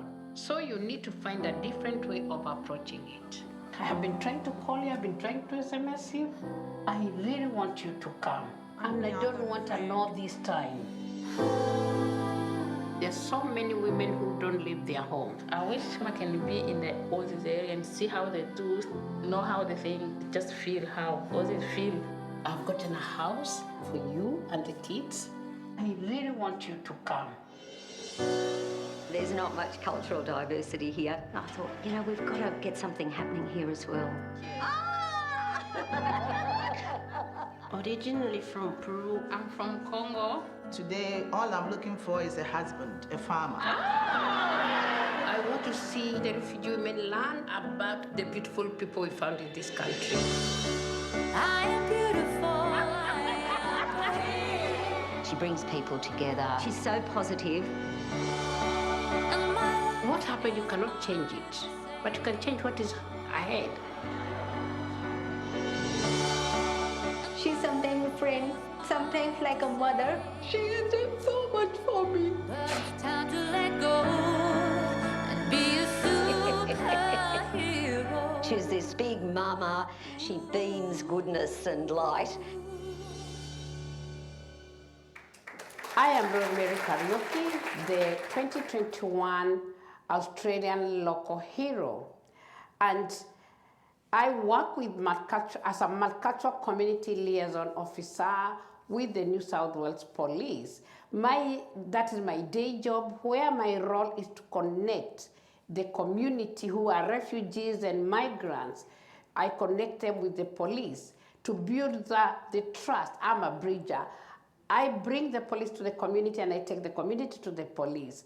I love my job because working with the refugees because I'm one of them, makes me tick.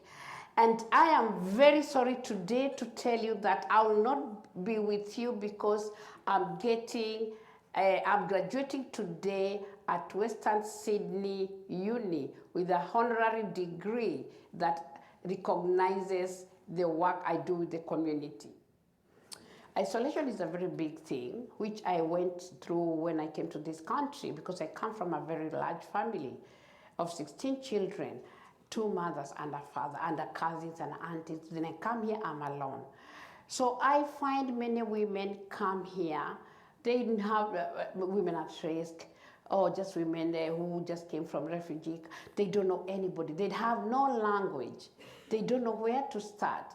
But once you connect them with a group, sometimes they don't even, like for example, the ones we go with them to culture exchange program, they don't even have English, but you can see them. They understand what is happening. They are laughing because they can see with their own eyes, and slowly, slowly, they get the courage to go to English classes.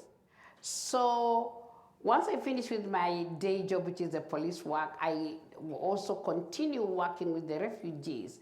And I reach the refugees using social avenues. For example, the famous African Women Dinner Dance, which is open to all cultures, and majority of the people who come are the refugee women, because that's the only place they can come and feed. Culturally, women, we cannot go and dance in a pub. And that's where you can go and dance here. And the music they dance is for the younger ones.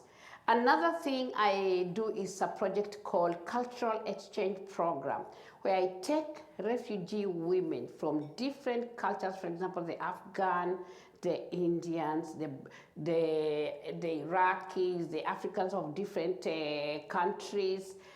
And then we go to the countryside like Griffith, Aladala, Maitland, and we live with the white Australians in their house because, of course, they are the ones living there. And for the 3 days, Friday, Saturday, Sunday, and for those 3 days, you should see these women, how they transform from this quiet woman to a very vibrant. Through those 3 days, the women themselves, they connect with each other. They help each other to look for jobs. They socialize together. And a lot of domestic violence also come out of that. And they hold each other's hands and they walk to the police station to bring a woman to come and report about domestic violence. And through high teas to talk about mental health. We do mom and daughter dinner dance to talk about modern slavery, to talk about forced marriages, to talk about what is a woman. And you can see the woman and the mother and the daughter dancing. One of the times the daughter said, I have never seen my mom dance. I am very proud today's World Refugee Day that I'm celebrating with you to recognize these wonderful people who left their own countries with nothing. A refugee doesn't choose the country they are going, they just find themselves there. And they bring along a lot of skills, their beautiful dressing up, their food, their good cultural things like music. And what would we do without all these people? Let us stop and celebrate this day, World Refugee Day.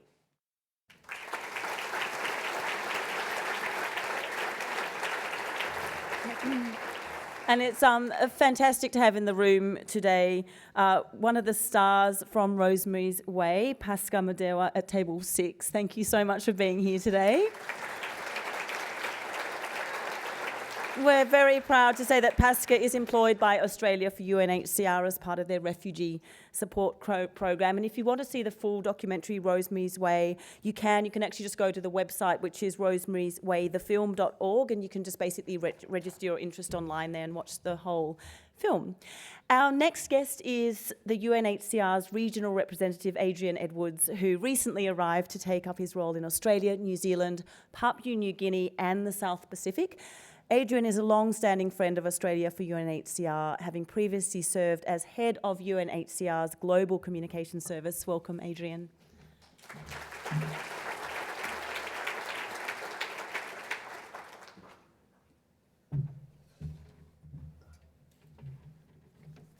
Thank you very much for that warm welcome. And good afternoon, everyone, and those online. Just listening there to Ian, to Golgol, to Kumi, Naomi, Asif, and then we had Rosemary there. No pressure, right? What amazing speakers to have there. And I think Ken, Natalie, and who else? Michael and Mark, I think we have today. You're probably feeling like you're in the same boat as I am right at the moment. But anyway, fantastic to be here. I'd like to start by acknowledging the traditional owners of the land on which we meet today. I would also like to pay my respect to elders past and present. My name is Adrian Edwards. I've been here since April as the new representative of UNHCR for Australia and this region. I first met Naomi, I think probably it was in the canteen at UNHCR headquarters in Geneva some time back on one of her many visits there. An absolutely extraordinary head of a national association here. I'm a huge fan of her and Australia for UNHCR. So thank you very much for inviting me here today. So I was thinking, what can I talk to you about this afternoon? I used to be working in communications. I was the head of news at UNHCR, and this today actually is an important news day for UNHCR. In about yes, I think it's about 80 minutes from now. In fact, UNHCR is going to issue a particularly unusual report on forced displacement. You may well know that displaced populations globally have been growing for at least the past decade. And this is part of a long-term upwards trend we're seeing, and which in this century is actually becoming something of a new norm. What today's report will reveal, and I'm not allowed to go into the details of it, is what has been happening to refugees, internally displaced people, that's people inside their own countries who are displaced, and asylum seekers over this last year under the pandemic. The headline figures, you'll see them in the news, I think, later today, if you're following the news on this, in probably, what did I say? It was 80 minutes. It's probably 75 minutes by now, isn't it, already? But I wanted to offer you today a few thoughts on this. And what do they mean when you hear these numbers? They become so vast, it's hard to associate them with real people. I think it's important for all of us to understand, because what we're seeing is one of the greatest stories of our times, of humanity and about ourselves. Today's announcement will reveal the highest number of refugees, asylum seekers and internally displaced that UNHCR has been able to record. This is a population bigger than that of Turkey. It's probably close to the population of Germany in size. That it should have risen this year compared to last during a pandemic is, I think, particularly remarkable. At the peak of the pandemic last year, when we were all locked down or unable to travel, go places, nonetheless, 160 countries in that environment had closed borders. Almost half of them closed to people seeking asylum, and that's very unusual. Normally, you try and keep some measure of openness towards that. Of course, closed borders, understandable in a pandemic as a health action, but also potentially catastrophic if you happen to be the person who's on the other side of that border, if you're with your family, if you are a refugee. And in fact, we are seeing that in 2020, many people were indeed caught on the other side. This is reflected in lower numbers of asylum claims over the last year, but also big growth in people displaced inside their countries because they can't leave.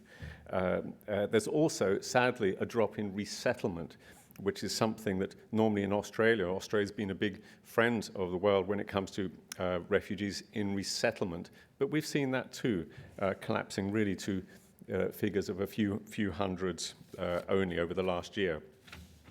But beyond the numbers, though, and the health response, we are today seeing also many other effects of this pandemic and why its impact on displaced people may in fact be felt for many years to come.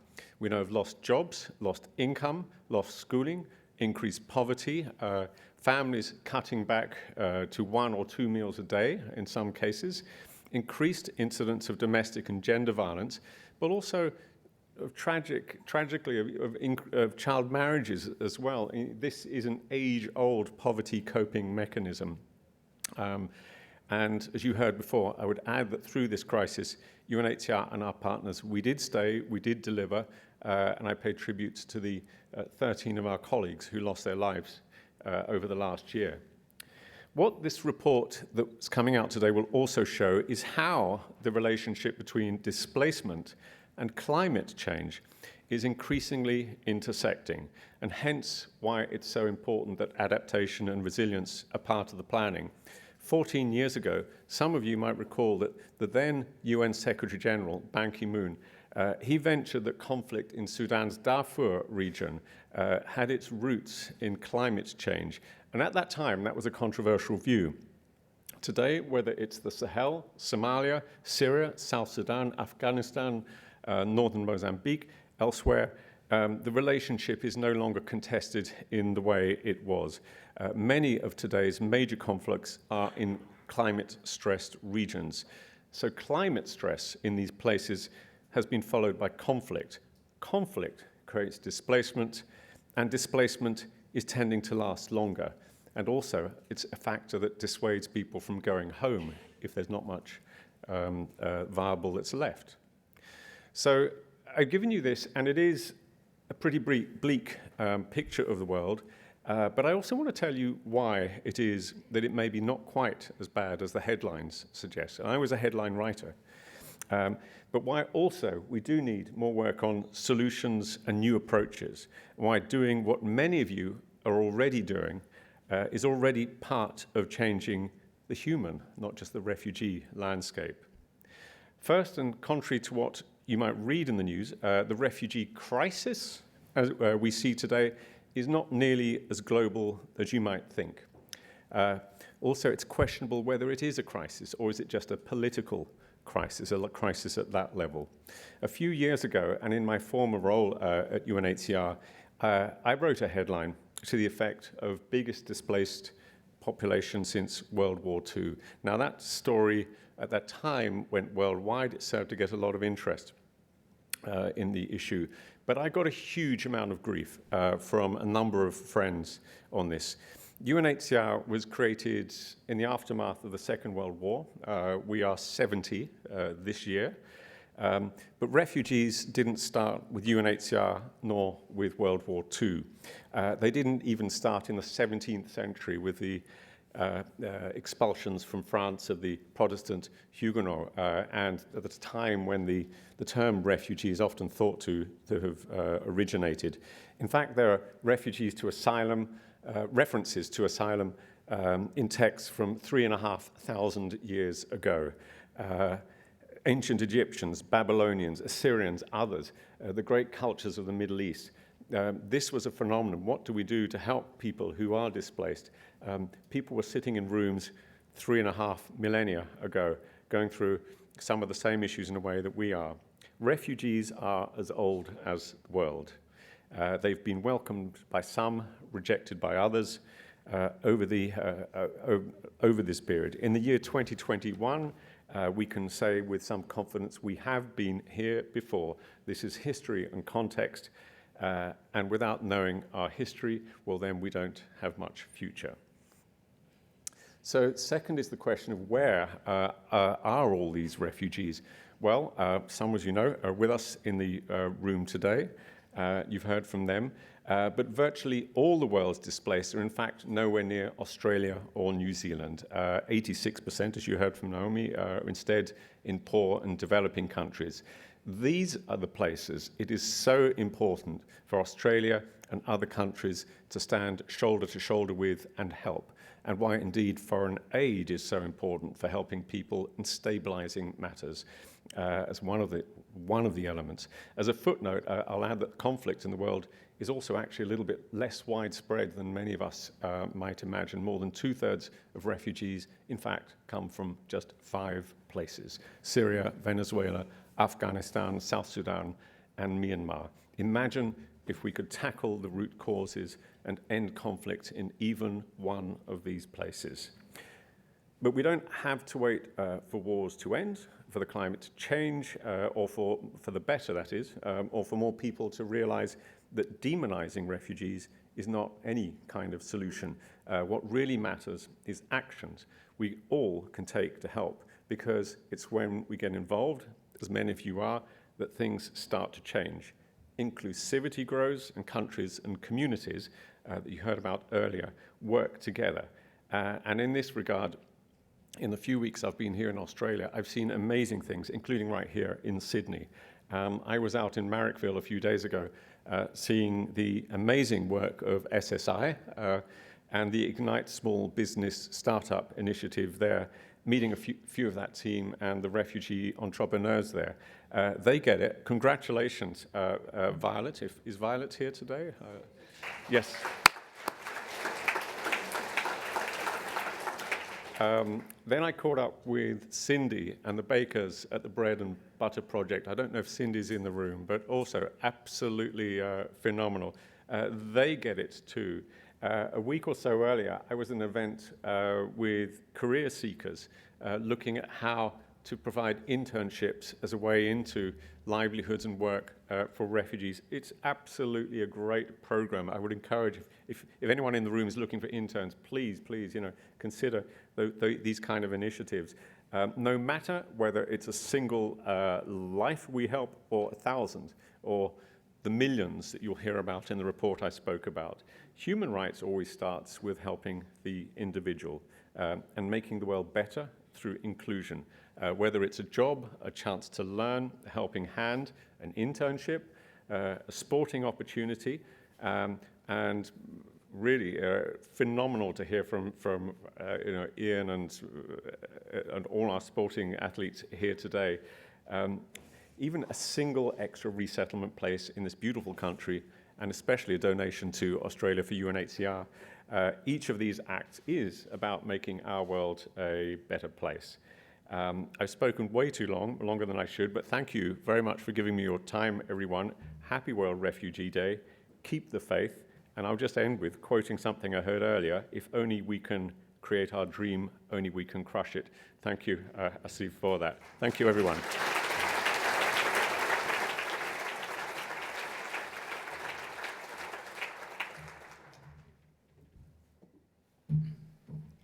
Thank you so much, Adrian. And before we move on to our next exciting bit, I just thought I'd give you a quick timing update. I know in emails, the end of the event today was about 2:15. On the brochures on your table, it says 2. So we're aiming for probably about 2:20 today. So I hope that you can still stick around and hang around, because it's such an important day. So thank you so much for your patience and for being here. I'm so looking forward to this next segment. This is the launch of the inaugural Australia for UNHCR SBS Les Murray Refugee Recognition Award. It is so fitting that SBS is partnering with Australia for UNHCR for this award. SBS was Les's home for 4 decades. To talk about the background to this award and why we've established it, we'd like to hear next from the Chair of Australia for UNHCR, Michael Dwyer, and then after that we'll hear from the Managing Director of SBS, James Taylor.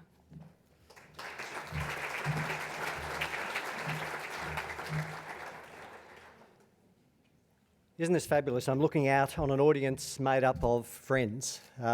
Many of you throughout my career would have heard me steal famous people's sayings. Well, the one I really liked was, people don't care how much you know until they know how much you care. And I think what we're faced with today is 350 odd people in the room here, something like 300 online, showing that they care as well.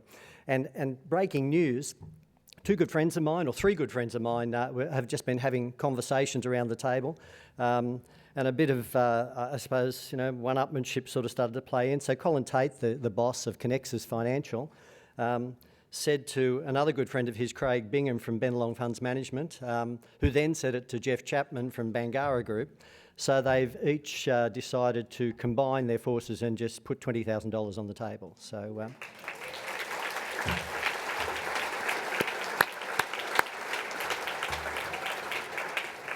Now, many of you in the room have been on this sort of 20-odd year journey of functions like this, and we've always held them on early morning breakfasts. So this is the first time actually we've met at a lunchtime. Naomi and I had lots of debate about this. I, on your behalf, championed the cause of getting up, as Ian Chappell reminded me, 4:30 in the morning to get down for a 6:30 start at one of the hotels. So I knew that that's where the majority of you would prefer us to stay from now on. Naomi, on the other hand, being sort of a wimp, said, no, we needed a lunchtime event. So could I just have a show of hands? Who wants a lunch? Okay, moving on. Thank you, Kumi, for that introduction. And it is, what a great privilege it is today to be here to announce the establishment of the Australia for UNHCR SBS Les Murray Refugee Recognition Award. It's fantastic to see so many of Les's family here today, daughters Tanya and Natalie, brother Andrew, and their partners. And a warm welcome to his extended SBS family, who are joining us today in person and online for this occasion.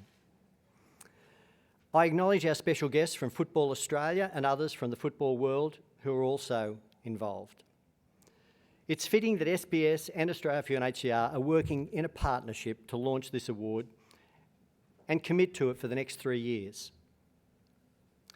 This award will honour refugees who, through their contribution in the arts, sport and media, have engaged Australians and raised positive awareness about the situation of refugees. We'll be seeking nominations from authors, artists, actors, community leaders, sports people, filmmakers and journalists who have settled in Australia as refugees. The award recipient will be given $10,000, generously donated by SBS in recognition of their work, and it will be applied to further support initiatives to promote the contribution that refugees make. In the coming months, we'll establish a selection committee and we'll invite nominations from September, so we'll look forward to you putting names of worthy candidates forward. We expect to announce the inaugural recipient of the award in March next year. I'd personally like to thank the tremendous support we've been given from SBS Chair George Savvides and his CEO James Taylor, who's with us today. Thank you, James, and I'm sure you'll pass it back to George. This award is a wonderful way to honour and celebrate the life and contribution of Les Murray. Les was and is an important part of Australia for UNHCR's journey over the past 20 years, and he featured and spoke at many of our events. Australia for UNHCR is honoured to share with you a testimonial video to celebrate the life and times of our dear friend and champion of refugees, Les Murray. That's why your love keeps on lifting me. Hello, I'm Les Murray, and if you're one of the 25 million people around the world playing soccer, or one of the billions watching it, this is your station. We bring the world game home. If you're a soccer fan, there's a pretty good chance you'll have to put up with my face on this screen more often than you think. I first met Les in 1983 at a football game, and Les was the cool, iconic, laid-back sort of guy. Remembering a lot of people had no experience in television, and Les was like the figurehead, the leader. In 2002, Les and Johnny Warren got in touch. So I knew, before I started to work with SBS, of course, the legend of both of them, and particularly the legend of Les Murray. He was flash, he was cool, he was hip. Don't forget, he was a rock and roll star before he went to SBS. He was a lead singer in the Rubber Band.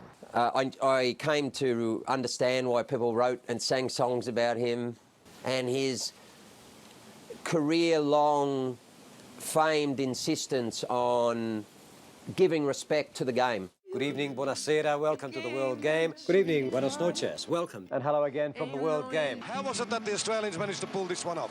This is the World Cup show coming to you from Berlin on a momentous day for football. He was spreading the message of football and the importance of football, how it brings people together, how that leather ball, it doesn't matter your race, your colour, your religion. Yeah, Perth was not as diverse in the early 90s. Definitely he was the voice that I remember, and I remember World Cup matches, I remember Australian football matches, and Les was that soundtrack to my football memories.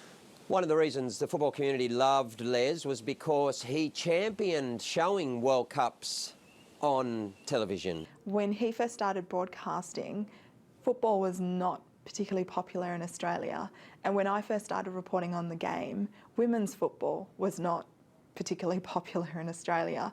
So it was great to be able to speak to somebody who understood what I was trying to do. He understood that of all of the sports in the world, football was the one that showed all of the cultures around the world and brought them to an Australian audience.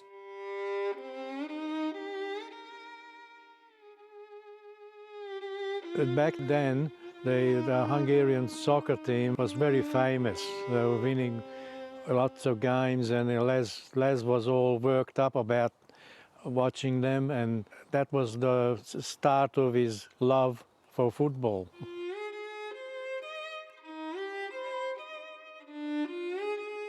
The revolution started, and we actually had to escape, catch a train with all forged papers. Then we ended up in Australia and in Wollongong.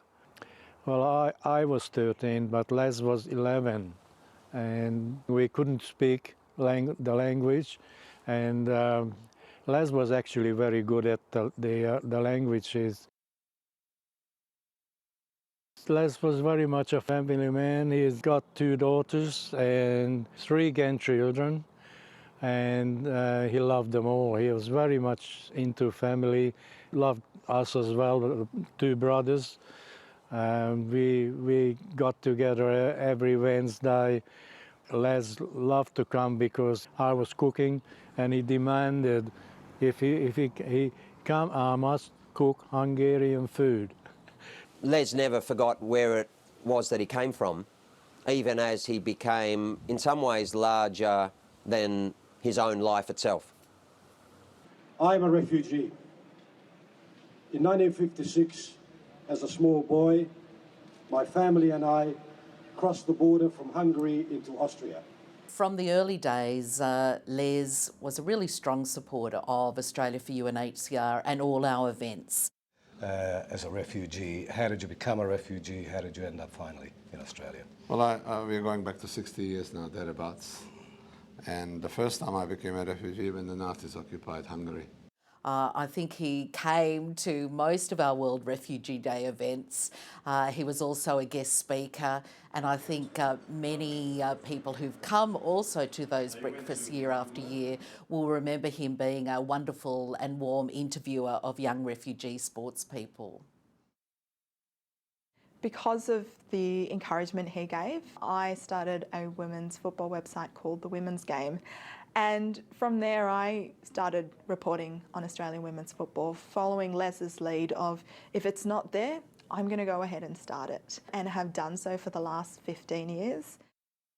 Les understood, you know, having come from abroad as a refugee, I think he understood what our multicultural communities needed here, and he certainly understood what broader Australia and Anglo-Australia people like me needed to see.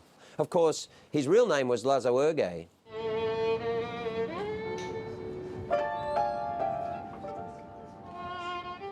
He decided to go back to Hungary, the program called Dateline. And the reason he went back, he tried to find a fellow who actually helped us across the border.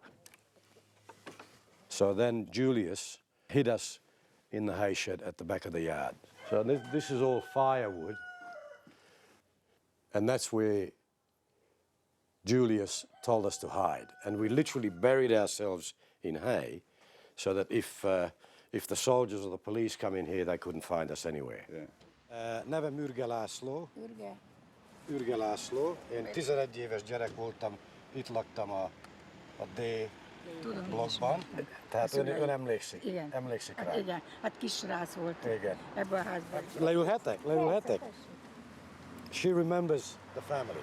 Oh, you're kidding. Igen, és a szülők azok, és akkor elköltöztek maguk. Bírónénivel cseréltek, nem? Vagy kivel? Nem, elmondom a sztorit. Mi diszidáltak. Diszidáltak. Mi diszidáltak. És hol laknak? Ausztráliában, Sydneyben. Jézus Mária. Oda mentünk. We wanted to honour Les Murray because he was such a great advocate for refugees and displaced people.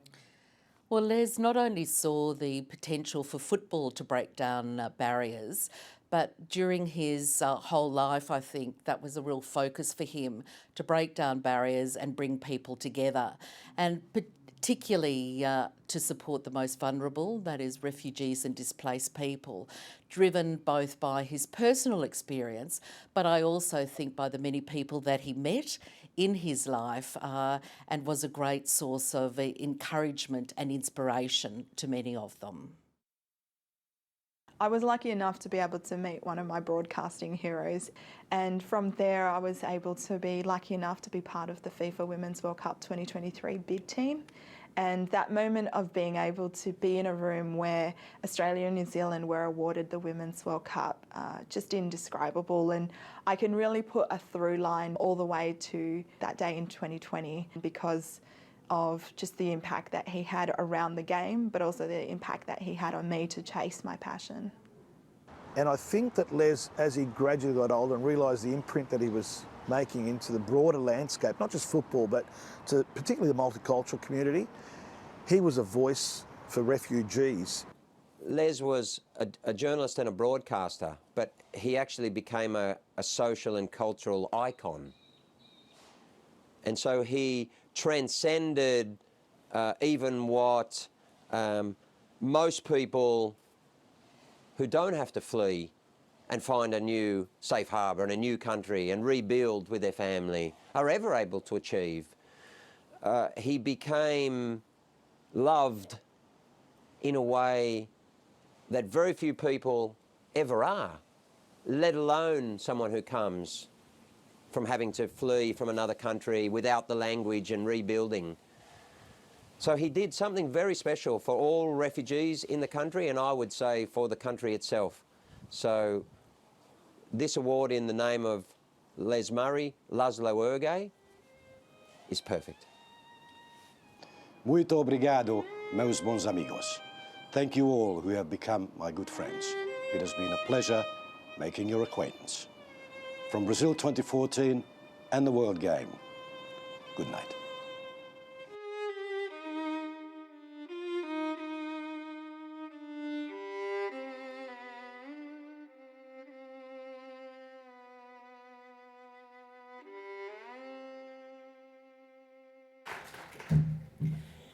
Thank you so much, Michael. And I'd just like to acknowledge again the Murray family. I know seeing that image and those vision must be quite emotional for you all today. So I really appreciate you sharing, Les, with us for that time. Thank you so much.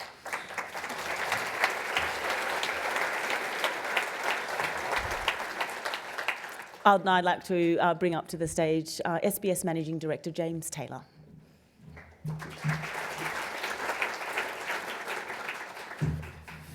Well, g'day everyone. That was a beautiful tribute. Can I acknowledge the Murray family too? Thank you for sharing the wonderful Les with us. I'm really proud to be representing SBS today as we celebrate the announcement of this award, an initiative honouring the life and contribution of an outstanding individual and recognising the work of others who, like Les, have settled in Australia and continue to drive awareness of the many ways in which refugees make positive contributions. Now, two things happened 46 years ago, one more important than the other. I was born, and SBS was born. And SBS since then has continued to be integral to Australia's success as an inclusive multicultural nation. Now, being a multicultural broadcaster is much more than just speaking to multicultural communities. Our purpose is about inspiring amongst all Australians a shared understanding and celebration of our differences, acknowledging that what binds us is our shared humanity. Les embodied all that SBS aspires to be. He was a true advocate. Now, he worked at SBS for 37 years, and his name became synonymous with the place. He started out as a subtitler in 1980, but when the network picked up the local football rights, he was quick to pick up the microphone. Every interaction I had with Les, every moment I saw him on screen, described a man possessed of a mission to convert each and every one of us into lovers of the beautiful world game. Football was the vehicle through which Les united us all. He always remained proud of his Hungarian roots. He was grateful for the opportunities he had and for the chance his family was given to start again in this country. Now, in Les's own words, refugees, perhaps more than other migrants and immigrants, are more likely to make a positive contribution to their new country, driven by a need to give something in return for being given a chance to start again after a terrible experience. Celebrating those positive contributions is exactly what this award aims to do. I know I speak for the entire SBS family when I say that we are extremely proud to be supporting this award. I'm sure Les would be humbled to know his name is held in this legacy. Thank you.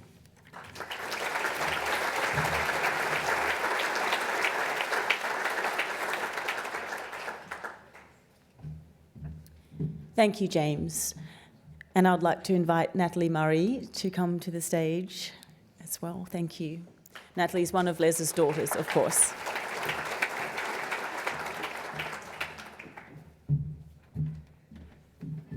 Hi everyone. On behalf of Les Murray's family, I would like to take this opportunity to thank Australia for UNHCR organisation and SBS, not only for this very special award that our father would be so proud of and humbled by, but for the tireless work that the Australian for UNHCR organisation does for our refugee communities. I'm sorry that Les Murray cannot be himself. No one is more sorry about that than his family. I'm told I look a lot like him. Everyone says, you look like your dad, so I could be a good second choice. I've never been quite sure how to take that. But look, our father was a very passionate and compassionate person, and there really were two causes in his life that he lived for: football and refugees. To enable him to share something today, though, in his own voice, I'd like to read some words that touch on some of his refugee experience from his interestingly titled memoir, By the Balls.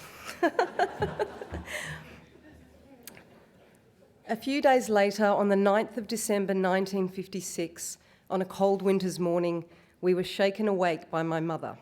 "Wake up, we're going," she said. "Going where?" I asked. It was 2 a.m, much too early for school. "Never mind, just get dressed, quick." Obediently, we moved swiftly in the dead of night. We were hauled, all 5 of us, onto the back of a truck. It was bitterly cold and uncomfortable, but we sat in silence. The truck took us to one of Budapest's 3 major railway stations, the one that services the west, the route to the Austrian border. Once we were on the train, the penny dropped. We were defecting.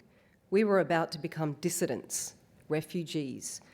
For years, I had been listening to my parents talking about getting out, escaping, finding a way to a new life of freedom and some kind of bliss. This was no desperate run for the border. It was a meticulously planned conspiracy. In early May of 1957, almost precisely 6 months after we had crossed the border, the word came that we had been accepted by Australia. Joy filled the family. Even if we knew little about the country, we knew that it was democratic, free, and safe. We thought of the many relatives and friends we had left behind and the huge, irreversible step we had taken.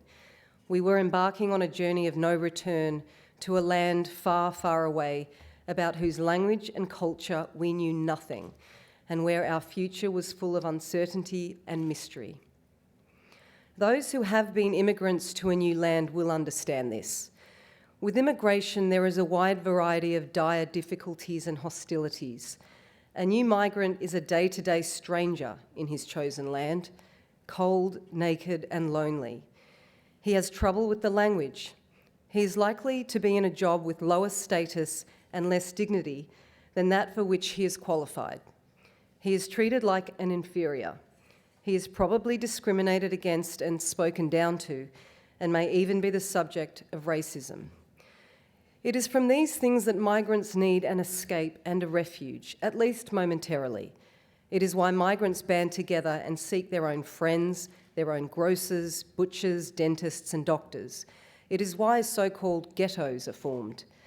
Yet, contrary to the myth, such ghettos are generally temporary and are rarely forces of permanent social division. They are merely agents of transition, easing the pains of migration and facilitating assimilation. Once the migrant gains confidence, masters the language and the local customs, and gains acceptance, which might be through a second generation, he moves on. He leaves the ghetto and enters his new society as an equal. Thank you.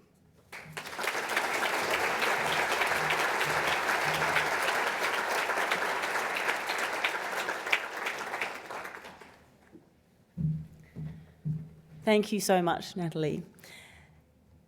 Now, I just want to update you a little bit on some donations today. Connexus Financial, thank you so much, $10,000 here today. Benelong Funds Management as well, $10,000. So would love to see a few matches on that if possible. We also know that this is sort of pretty much your last chance to grab some raffle tickets. If you're here in Sydney, you can also donate with all those QR codes. Please dig deep. We're looking to raise $75,000 today. Just a reminder, that's going to over 4,000 refugees and displaced people to help them through the COVID pandemic. I was going to say COVID-19, but I feel like saying COVID 2022 or something because it's going to go on for a while. This is really important today. So thank you so much. Those silent auction items as well. We'll be drawing those raffle tickets in probably about 5 or 10 minutes. Now, of course, this event could not be possible without the generous support of our sponsors, donors and partners. One of our most loyal and committed supporters is First Sentia. For 15 years, they have been on the side of Australia for UNHCR. That's, only 5 years into Australia for UNHCR, they came on board and have been on board ever since then. Thank you so much, First Sentia, for your ongoing support. And I'd like to welcome to the stage Mark Steinberg, CEO of First Sentia Investors. Thank you so much, Mark.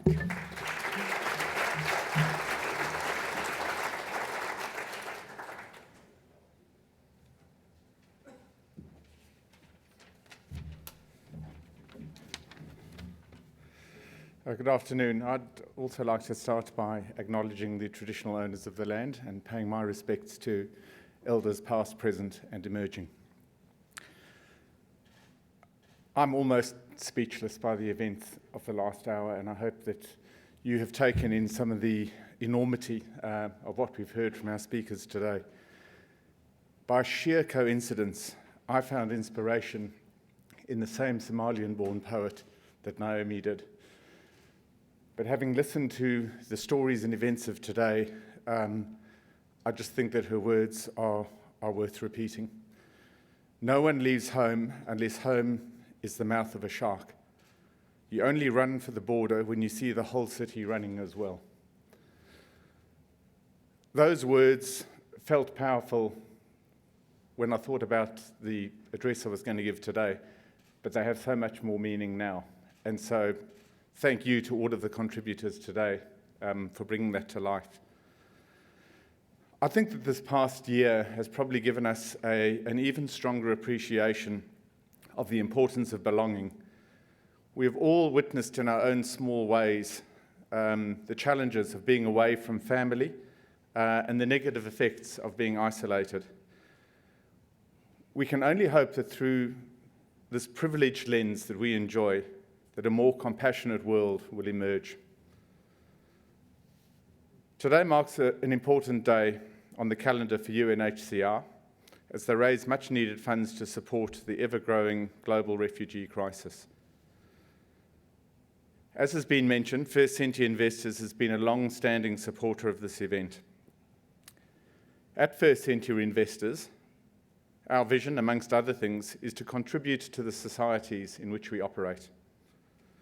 Whether that's working with investee companies on their approach to supply chains and modern slavery, considering our own environmental footprint, or supporting causes we feel that align with our values. We're extremely grateful for the chance to contribute in a small way to this very great cause.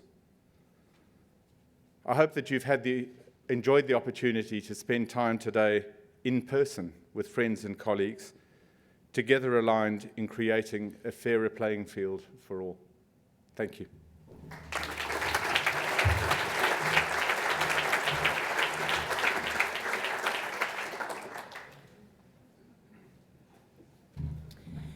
Thank you so much, Mark. I'm going to start wrapping up soon, but I'm just going to quickly say that I'll wrap up, but there will be a couple of minutes at the end of that where we will draw the raffle. So if you can stay seated, if you've especially got raffle tickets, that's your chance to pick up your amazing prizes. Thank you, everyone, today for being part of History, Australia for UNHCR's first hybrid World Refugee event. So thank you so much to all of you who joined us online, to all of you here today. I hope you've enjoyed our fantastic speakers and felt moved. I felt like the world has come into this room and reminded us of just how much responsibility we have to everyone, regardless of where we live and where we've come from. Thank you so much to everyone who's donated, put up their hand for the raffle and bid for the silent auction. The silent auction is now closed. Thank you again to our most generous sponsors. If you did bid in the silent auction, you will receive a text message. That is it from me, but do stick around for that raffle draw here. Thank you so much for being so patient, to the Murray family as well, and to all our online viewers. Have a fantastic day. And enjoy the bathrooms out there. They really are great. So pop in before you go home.